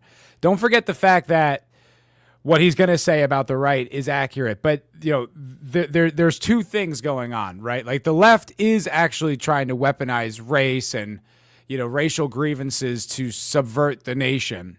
But, the right is also going to use this as a weapon too, to get rid of like their radicals. So it's like, don't forget, like this is two-pronged. Like not most things aren't all or nothing or black and white, right? There's nuances to both. It's like, it is important to keep in mind that the SPLC like does kind of want us dead, like would like us disempowered, would like the country out of our hands. And there's also a side of the right that's going to use this against us, which let's let Tom say it. Benefit for their own narrative. And that's the point of this. The point of this is to give the basic conservatives, to give the GOP, the Republican Party, an excuse to dismiss anybody who does not align with them or agree with them as being manufactured. It's a cover for them to attack the SPLC because they have to, while also never actually addressing the reasons why you shouldn't like the SPLC, like the fact that they're super anti-white. They're not going to talk about that, but they're going to talk about how, they're manufacturing all these bad actors. And I thought that was an incredibly acute observation by Tom there, for him to see that, to see ahead of the story. Because on its face, on the surface of the story, it's like, yeah, badass. It's like, this is the type of stuff that I was hoping the Trump administration was going to do, was going to get the FBI out of these organizations and make sure that they couldn't disrupt the country and disrupt the narrative and fuel this sort of type of division to create political strife so more power can be acquired. Like, that was one of the things I imagined the Trump administration was going to accomplish. But there's also an opportunity for them to use that against their own problems, right? Like the right wingers who are too anti-Israel, who are race conscious, who are identity conscious. It's like, now they can be, they're already doing it. They're already doing it. Like I said, I saw, Razor Fist, I saw these other guys. They're trying to create this false impression that if there are people who are too far right or too focused on this history and all these different things, and they say 6 million like a joke, then they're cutouts.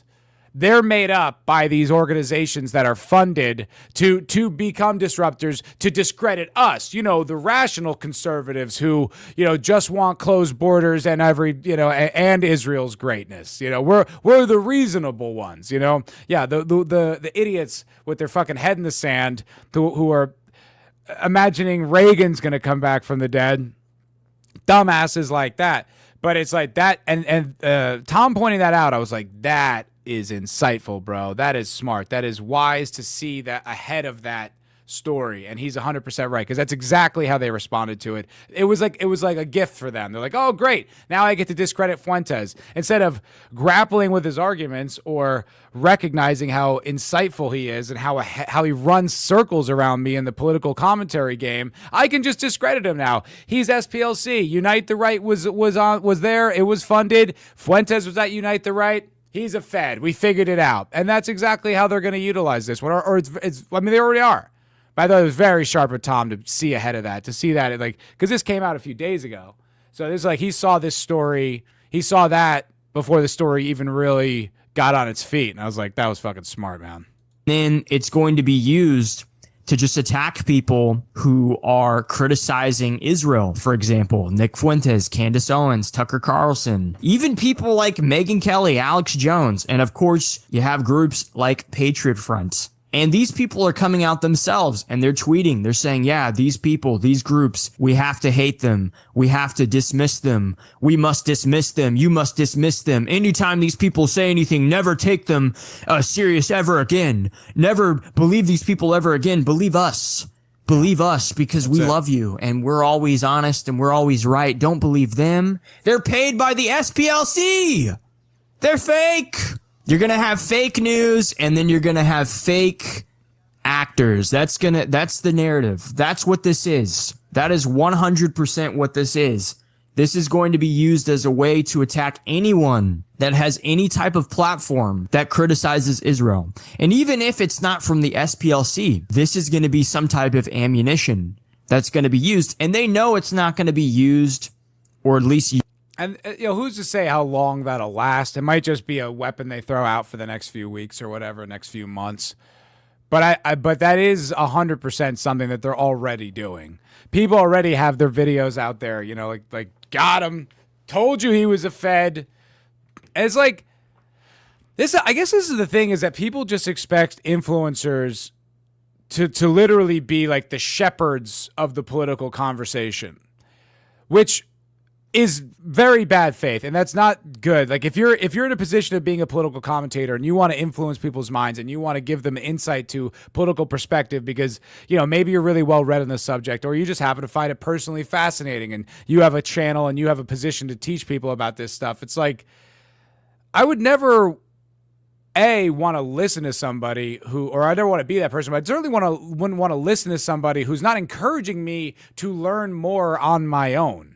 Right? Like, I don't want you to just be the outlet for the information, right? So it's like, if you saying something relies on a lie or relies on me not doing any backup research, it's like, you're very bad faith. Like, yeah, that's like evil. But that is exactly how they would have to have you engage with Fuentes, because he's so thorough and his arguments are precise in a way that very few people's are. So it's like, you're like, oh, he's a Fed. It's like, well, no, I mean, he's right about this. It's like, even if he is a Fed, which obviously I don't think he is, but I'm saying even if that was true, that doesn't make the argument wrong. But these people don't want that. These people want a captured audience where they can tell them the gospel. It's like a false prophet, or like a preacher with like nefarious intentions. It's very dark. Let's give this a little bit more, and then I think we're going to move on. Useful when it comes to people who are informed, but that's the problem. Most Americans are not informed. Most Americans are dumb as fuck. Okay, so it's like they're watching Fox News, and on Fox News, some fucking idiot is on there saying, oh man, this person's fucking paid for by the SPLC, or this person's paid for Democrat NGOs to dismantle America and to get you to not vote for the Republicans in the midterms. That's what it's going to be used for. 100%. 100% it's going to be used to discredit people, to demonize people, to just attack people, even groups that are constantly being attacked. Even people that are constantly being attacked. Yeah, so that's Tom, and that's just obviously just a clip from Tom's video. It's not the whole thing. Excuse me. And I think it's kind of funny. It's like, I know that we talked about Tom and Right Wing Coalition's videos last week. We're doing it again, though. We're doing it again because those guys are they're very sharp commentators. They make good points. There's a reason that they're doing well, and there's a reason why I've had them both on my show, because I like talking to them, because they're sharp, they're informed, they got good takes. But we're going to transition now. We're going to watch Right Wing Coalition's interview with Pete Quinones. I was not aware of Pete Quinones. I think I'd heard the name, but I don't think I'd ever heard him really talk long form. But this is a conversation that they had done earlier this week on Joey's channel on the Right Wing Coalition, and I thought it was great. It was really insightful. Some really good. It's just good conversation. It's interesting to hear from these people that I'm like, oh wow, I've never heard it quite put like that, or that's. Wow, it's a really interesting perspective, or you say that from such a place of authority that there must be something I need to read there. There must be some kind of foundational knowledge that I don't have. And this first clip is kind of what we've been talking about all night. It's sort of the libertarianism versus like being on the right instead of like, just being like a kind of right-leaning libertarian. It's exactly the same type of conversation we've been having all night. So this is the first clip. Yeah, I've heard the same. Okay, Pete, so you were once a firmly libertarian voice in the political sphere, and now that you're much more on the side of the dissident authoritarian right, can you just give a brief explanation for a few of the major milestones that guided that political transformation? Sure. Being on social media and seeing people advocate for, talking about immigration and exactly what immigration does. It took me a long time to it took me a couple of years to. That can blackpill you on libertarianism right out the gate. Obviously, I'm gonna let him talk a bit more, but that can. If you listen to some of the libertarian arguments where they don't believe in a border, you're like, all right, that kind of disqualifies literally everything else you're gonna say. I don't even care if you're right about shit. It's just like, that's your belief. You don't think there should be a border? What fairy tale land do you live in, dude? That's like that. You're an anarchist. You're like, oh, there shouldn't be a government at all anywhere on earth. You're like, well, there's fucking gonna be, man. Whether or not your lofty ideals are lived up to in this country, other countries aren't gonna do it. So what happens when they invade, dumbass? Well, we're all gonna get together as a militia and fight off the Chinese? Shut up. Some of them are so fucking stupid. Really figure it out. And once I figured out immigration, I sort of just fell down a rabbit hole. I had a whole bunch of contacts, and I was like, well, I want to speak to people who have a different ideas than I do. And I knew that like Paul Gottfried was, like he'd speak at the Mises Institute. So I reached out to somebody who knew Paul Gottfried, and I had him on the show. And, we just I started looking more at like, why people had left libertarianism before. And this is about 2019, 2020 hits. And you're sitting there watching COVID. And I lived in the Atlanta area at the time. And I worked outside of Atlanta. And I lived inside the perimeter. If people who know Atlanta know what that means, inside 285. I worked outside of 285. It just, the way people fell into line, there's a line in libertarianism, which is a complete lie, but you tell yourself that when you're in it, that everyone's a libertarian, they just don't know it. And 2020 was like, oh, that's not true. That's not true at all. That's so crazy that they think that. Like, I don't think I would ever project that onto anybody, even when I've kind of gone through phases where I'm more sympathetic to the libertarian perspective of governance. But I would never think that they're all libertarians. It's like, no, they're not. People love the authority. They like structure and guidance and being told what the rules are and what's supposed to do, and somebody's going to come save us, and somebody's going to come fix this, and I don't have to do anything for myself. And that's crazy. I mean, just women in general. Like, they're all libertarians. Like, not in my experience, brother. That's one of those weird, like, foundational beliefs you have to be immediately suspicious of or questioning. You're like, what? Where do you come up with that? It's like, it reminds me of the libs. It reminds me of like the kind of progressive left when you have an argument with them or a disagreement with them, and they argue from a perspective of like just saying what they believe louder and with more emotion. And it's like, no, I heard what you said. I get it. I just disagree. And they can't fathom that. They cannot wrap their mind around that because they simply assume if you don't have the same opinions as them, it's because you haven't heard them. You haven't heard the good word. And I think I made the same observation last week, but just as relevant. And like, that must be how a lot of these libertarians are. They must be like, oh, I found libertarianism. That is the answer. It solves all the problems. Everybody will come to the same conclusion. And it's like, dude, that's fucking stupid. These people just fell right into line with everything, and people that you wouldn't expect, were just frightened and scared to death and didn't want to leave the house. So that just, from there, I just kind of spiraled and just started going down a rabbit hole of looking at alternatives to libertarianism, and just ended up thinking, well, if people can't rule themselves, then they need to be ruled by somebody. And I was like, all right, well, then where does that take me in my studies? And became pretty obvious where it led to. It led to the ideas that existed at one time, and ever since those ideas were destroyed and 70 million, 100 million, 200 million people have been killed to get rid of those ideas, then I understood exactly what it's going to take to fix this. Isn't it crazy how completely liberalism has failed, that we are like positively and like embracing like authoritarianism?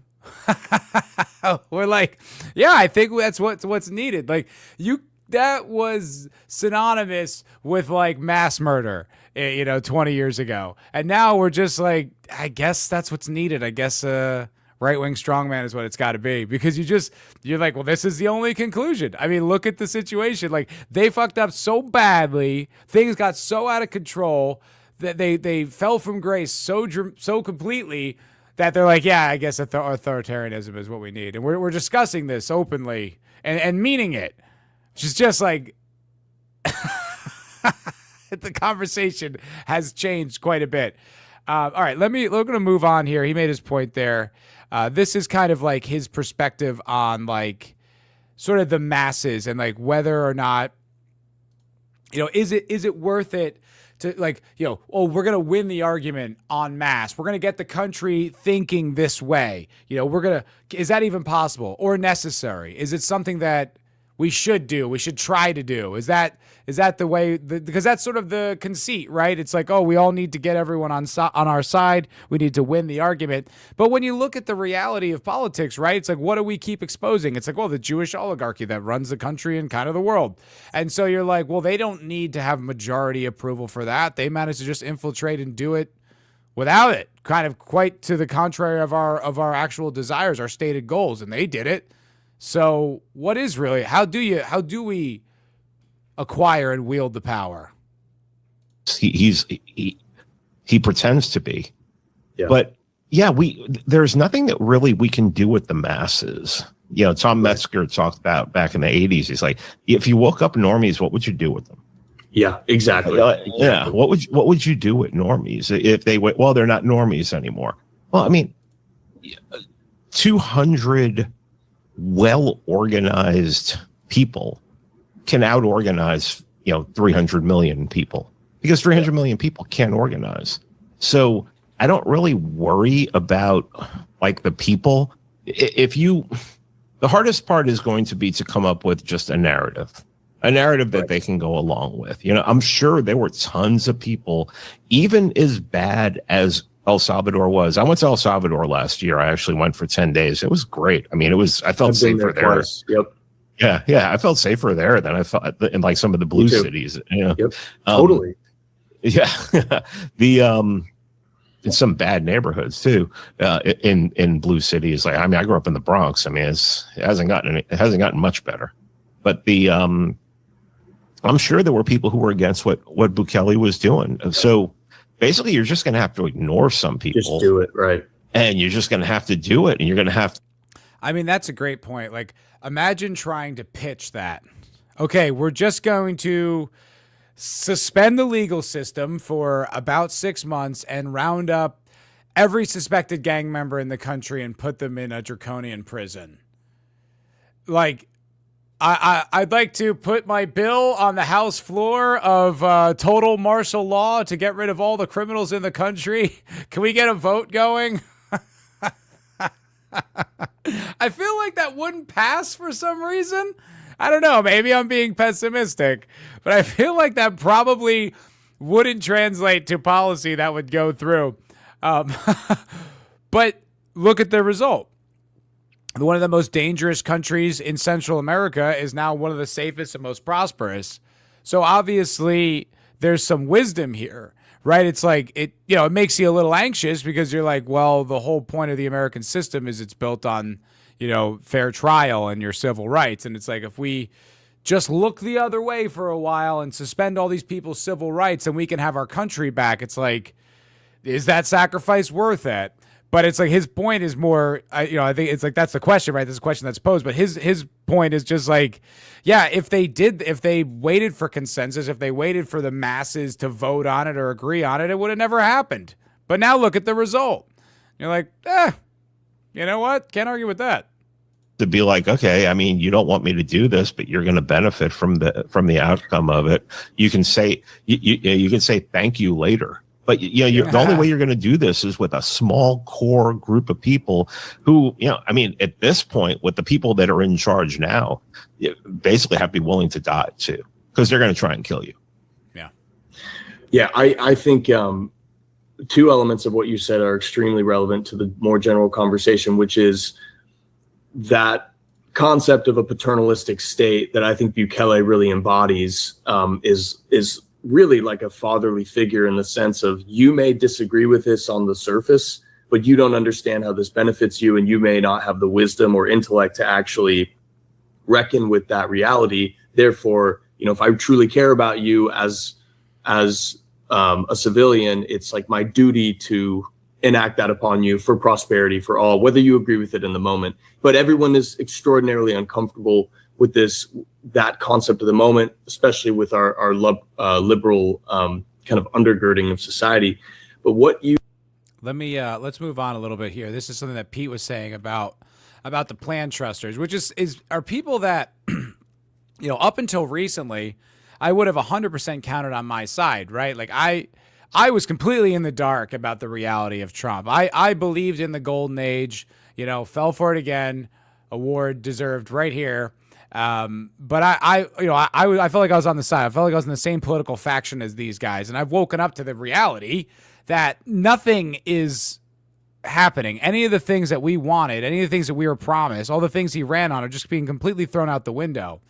And it's like, it's everything. If it was a few things, right? If it was like, okay, we still got Doge and we still got mass deportations, but we're also fighting a war in Iran, like, you could maybe justify it. I wouldn't like it, but you could at least be like, all right, it's a compromise. It's not what I want. It's still exposing our empire and really going to put us into a potentially economic downturn. And we're empowering Israel and helping them continue to be monstrous in the Middle East. It's like, I don't like that, but we are getting things we want. We don't even have that. We don't even have mass deportation. We don't even have minor deportations. We're barely getting arrests at all. We're barely getting any of the enforcement that we voted for. So it's like, when I think of the MAGA guys, the plan trusters and the MAGA loyalists, I just don't understand them. Like, they should be the most outraged. It's like, this isn't coming from libs who are unreasonable and have Trump derangement syndrome, and every single thing that Trump does, it just upsets me. It's like, I want the things that you want. I wanted our country back. I wanted our prosperity back. I wanted to deport the illegals. I wanted to get rid of the waste, fraud, and abuse. I wanted to stop the foreign wars. I wanted to stop all that shit, and it's not happening, and you're still like, it's like, that's really frustrating, because it's like, I'm not saying this subversively. You should be just as mad. You should be even more mad, and you're not. You're still like, yep, best who ever did it. It's like unbelievable, and this is what Quinones is talking about right here. you've seen the plan trusters. You know their names. I'm not going to name them here. Yeah. I think they exist for two reasons. I think they haven't abandoned what seems to be a ludicrous position at this point. One is because they're scared. They're scared that the left is going to get back in power and they're going to come after them and everything. And Trump is the only thing that can. And it's like, no, I'm sorry. He's not coming to save you. No way. Don't wait for daddy. Absurd. And I think some of them are getting paid, and that you can just, they're making money. I mean, I know that they're, I've, at least with the paid influencers, at least I understand the motivation. It's like, it's dishonorable. You better reconcile your soul with your creator for doing shit like that. But at least I get the motivation. I can understand the incentive. The people who are just doing it for free, they're trusting the plan for the love of the game. It's like, what the hell is wrong with you? What do you get out of that? Like a feeling of victory, but without any of the actual fruits of it? Jesus, man. Get a hobby. Seen screenshots of people who've privately told other people how much they get off of engagement for on X. And I mean, some of it's pretty good money. So they have there's a financial incentive for them to still support the administration. I think there are other people who know people who work in the administration, and because they know people who work in the administration who they share their values with, think, well, because he's there, there's a chance. No, there's not a chance. It's crazy. It's either going to change you or it's going to spit you out the other side if you go to Washington, D.C. But you have to start. Yeah, I mean, there's what you could do is what a lot of leaders have done in the past: common enemy, point out a common enemy, and this is who we need to fight against. You could take the positive route of this is who we are, and a lot of times the whole narrative of this is who we are, this is our history, this is what we're fighting for, comes along with the common enemy. And we have a common. Also happens to be true in our case. And this is sort of my perspective too. It's been my perspective for a while. I don't want to make any missteps on there and align with people who would subvert any kind of real progress we would have, or, would just become a problem. But, I have a very good friend who's really Marxist. He's very leftist, but he's not a pussy. He's not a social Marxist, right? He's like a white guy who believes in America. He just has a different political framework. He reads a lot of that stuff. I still disagree with much of it because I feel like it's kind of fairy tale nonsense. But he's a guy on the left I could see uniting with for common goals, right? If there's more guys like him out there, that I can see that. I think it's ostensibly possible. I've met the characteristics of the people that find themselves on the left, but they're not woke progressives, right? That cult, I feel like it's dying. It still exists, and it's still rabid, it's still powerful. We should be aware of it, but I don't feel like it's got the same sway that it used to. So I feel like we can find certain pockets or certain individuals that we can align with against this common enemy. That's my perspective. But I think it's sort of like what Pete's saying here. I think he's even not going that far. But the common enemy and the kind of this is who we are, the commonality of peoplehood, I feel like is a banner that can unite a lot of people. I'm an enemy now. It's not like, it's like I heard someone say the other day, it's like at the end of every civilization in the last 2,000 years, it's always come down to sexual degeneracy and blaming the Jews. And of course, no one asks, okay, well, why? Why? Yeah. Why do they get blamed? Every time? Yeah. It's just a coincidence. It happened every time? That's odd. That seems really coincidental. But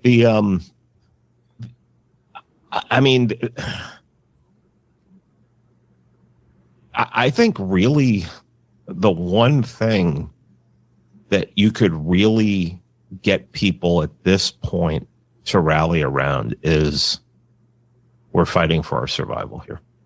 Yeah. We're just not going to survive. There are people out there who want us dead. It's obvious. There are a lot of those people who want us dead. Many of those people are in power. They're in academia. they control all the levers of culture we were talking about, where they're, because certain people are in power, downstream is the culture, and they've done this to the culture. Yep. I think really, I mean, and I'll probably change my mind next week, but it seems to me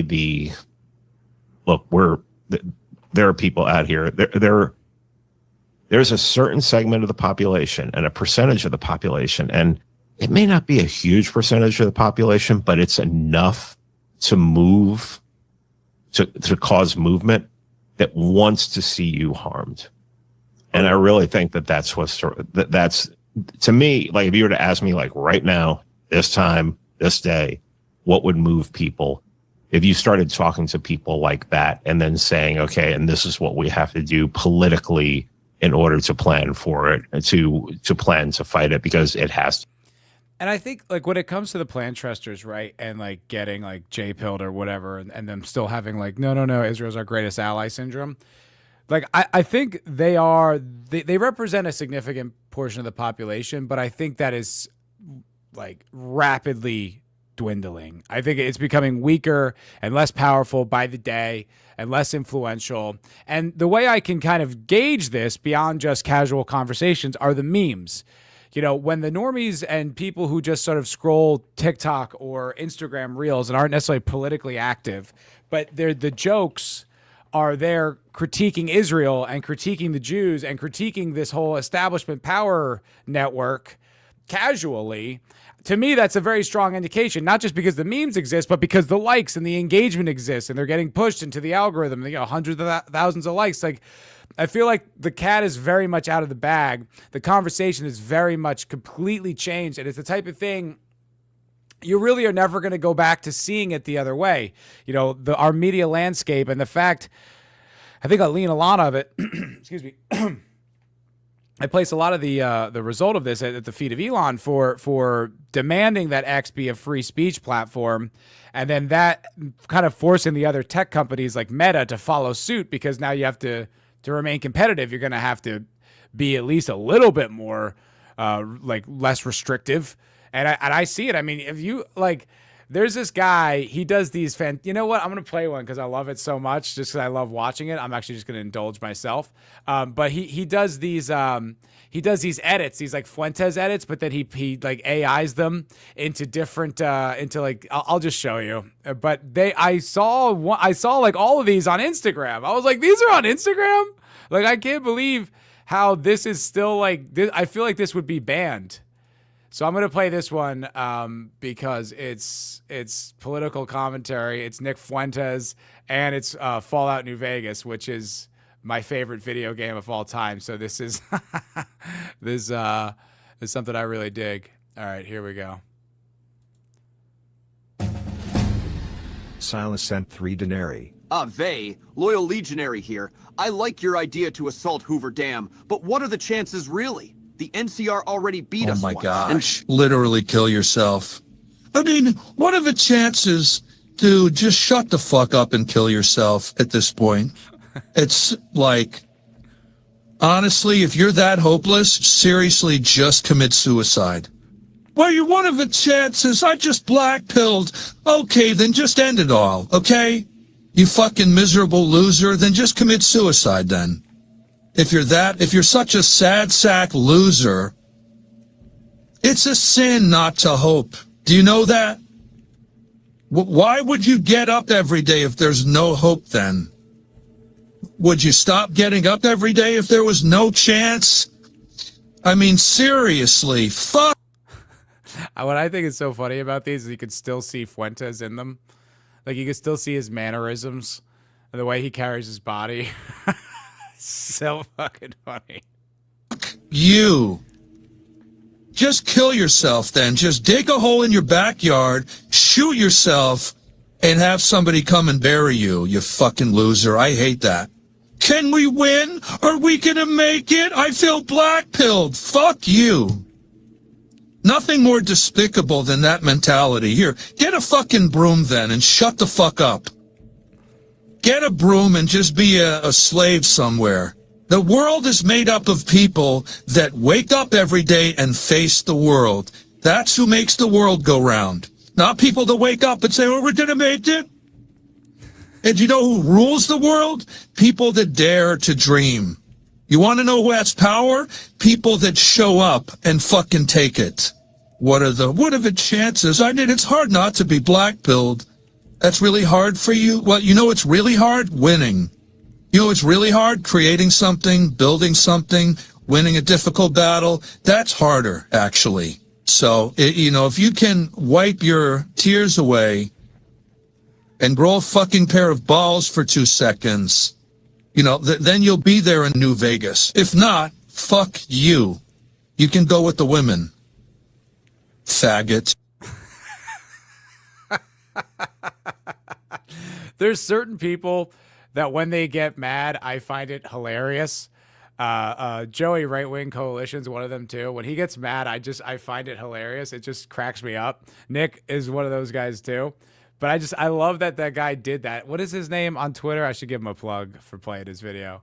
Weaver Whiteheart. But then to do that, to have the idea to hear that clip and then make it Caesar from New Vegas, and then to do the AI with the voiceover, just Kino. Caesar, Awe, true to Kaiser. That's pretty great. All right, I think I'm going to wrap it up there. I had some more clips from the Quinones thing, but I'm starting to lose my voice. I can hear it in my voice, and it's late. It's Sunday. I think we're gonna wrap it up there. Call it this episode of Right Wing Pulse.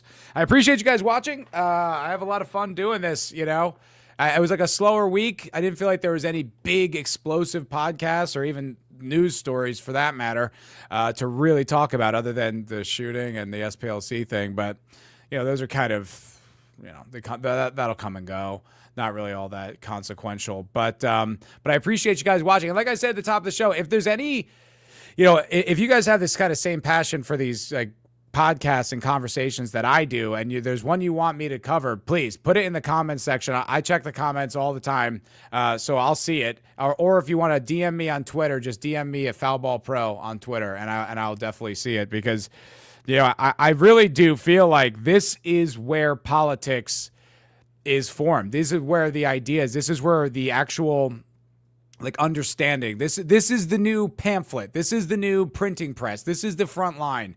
Not this show per se, but that medium, these conversations, these people's podcasts. It's like Nick's coming back this week. I'm not going to cover Nick. I don't cover Nick unless he's going to do like a collab, because Atlas already has the Groyper Report on this channel, so I feel like that's redundant. Not that I don't like covering Nick. I do it on my show too. And you can subscribe to my channel, Foulball Productions. Watch the MFR podcast. I'll be going live on Tuesday. I'm solo. As of now, I don't really have a guest lined up, so it'll probably just be me. Talk about whatever news stories happen over the next 2 days. News moves fast nowadays, so come and check that out. But like I said, I'm real happy to be here. I'm very glad that Atlas and Zeb gave me the opportunity, and y'all have been really cool. GeoGasser with the supers, and someone else gave me a super too. Who was it? Mitchell Black. So thank you guys very much. It's very generous. I like y'all hanging out. I'll be back. Yes, I will be back next Sunday. I'm going to have to miss a Sunday, I think on like the 10th or something, 11th, one of those in May, but that's not for a few weeks. So I will be here next week, same time, covering some podcasts. I appreciate y'all hanging out with me, and y'all have a great night. I'm going to play us out on the intro, just because I think that intro is so sick. I'm going to play it one more time, but y'all have a good one. I said, no, compare the proportion of school shooters that are white versus violent criminals that are black, because that was the basis of the monologue. I mean, Keir Starmer's not. Well, he did make it cool about this.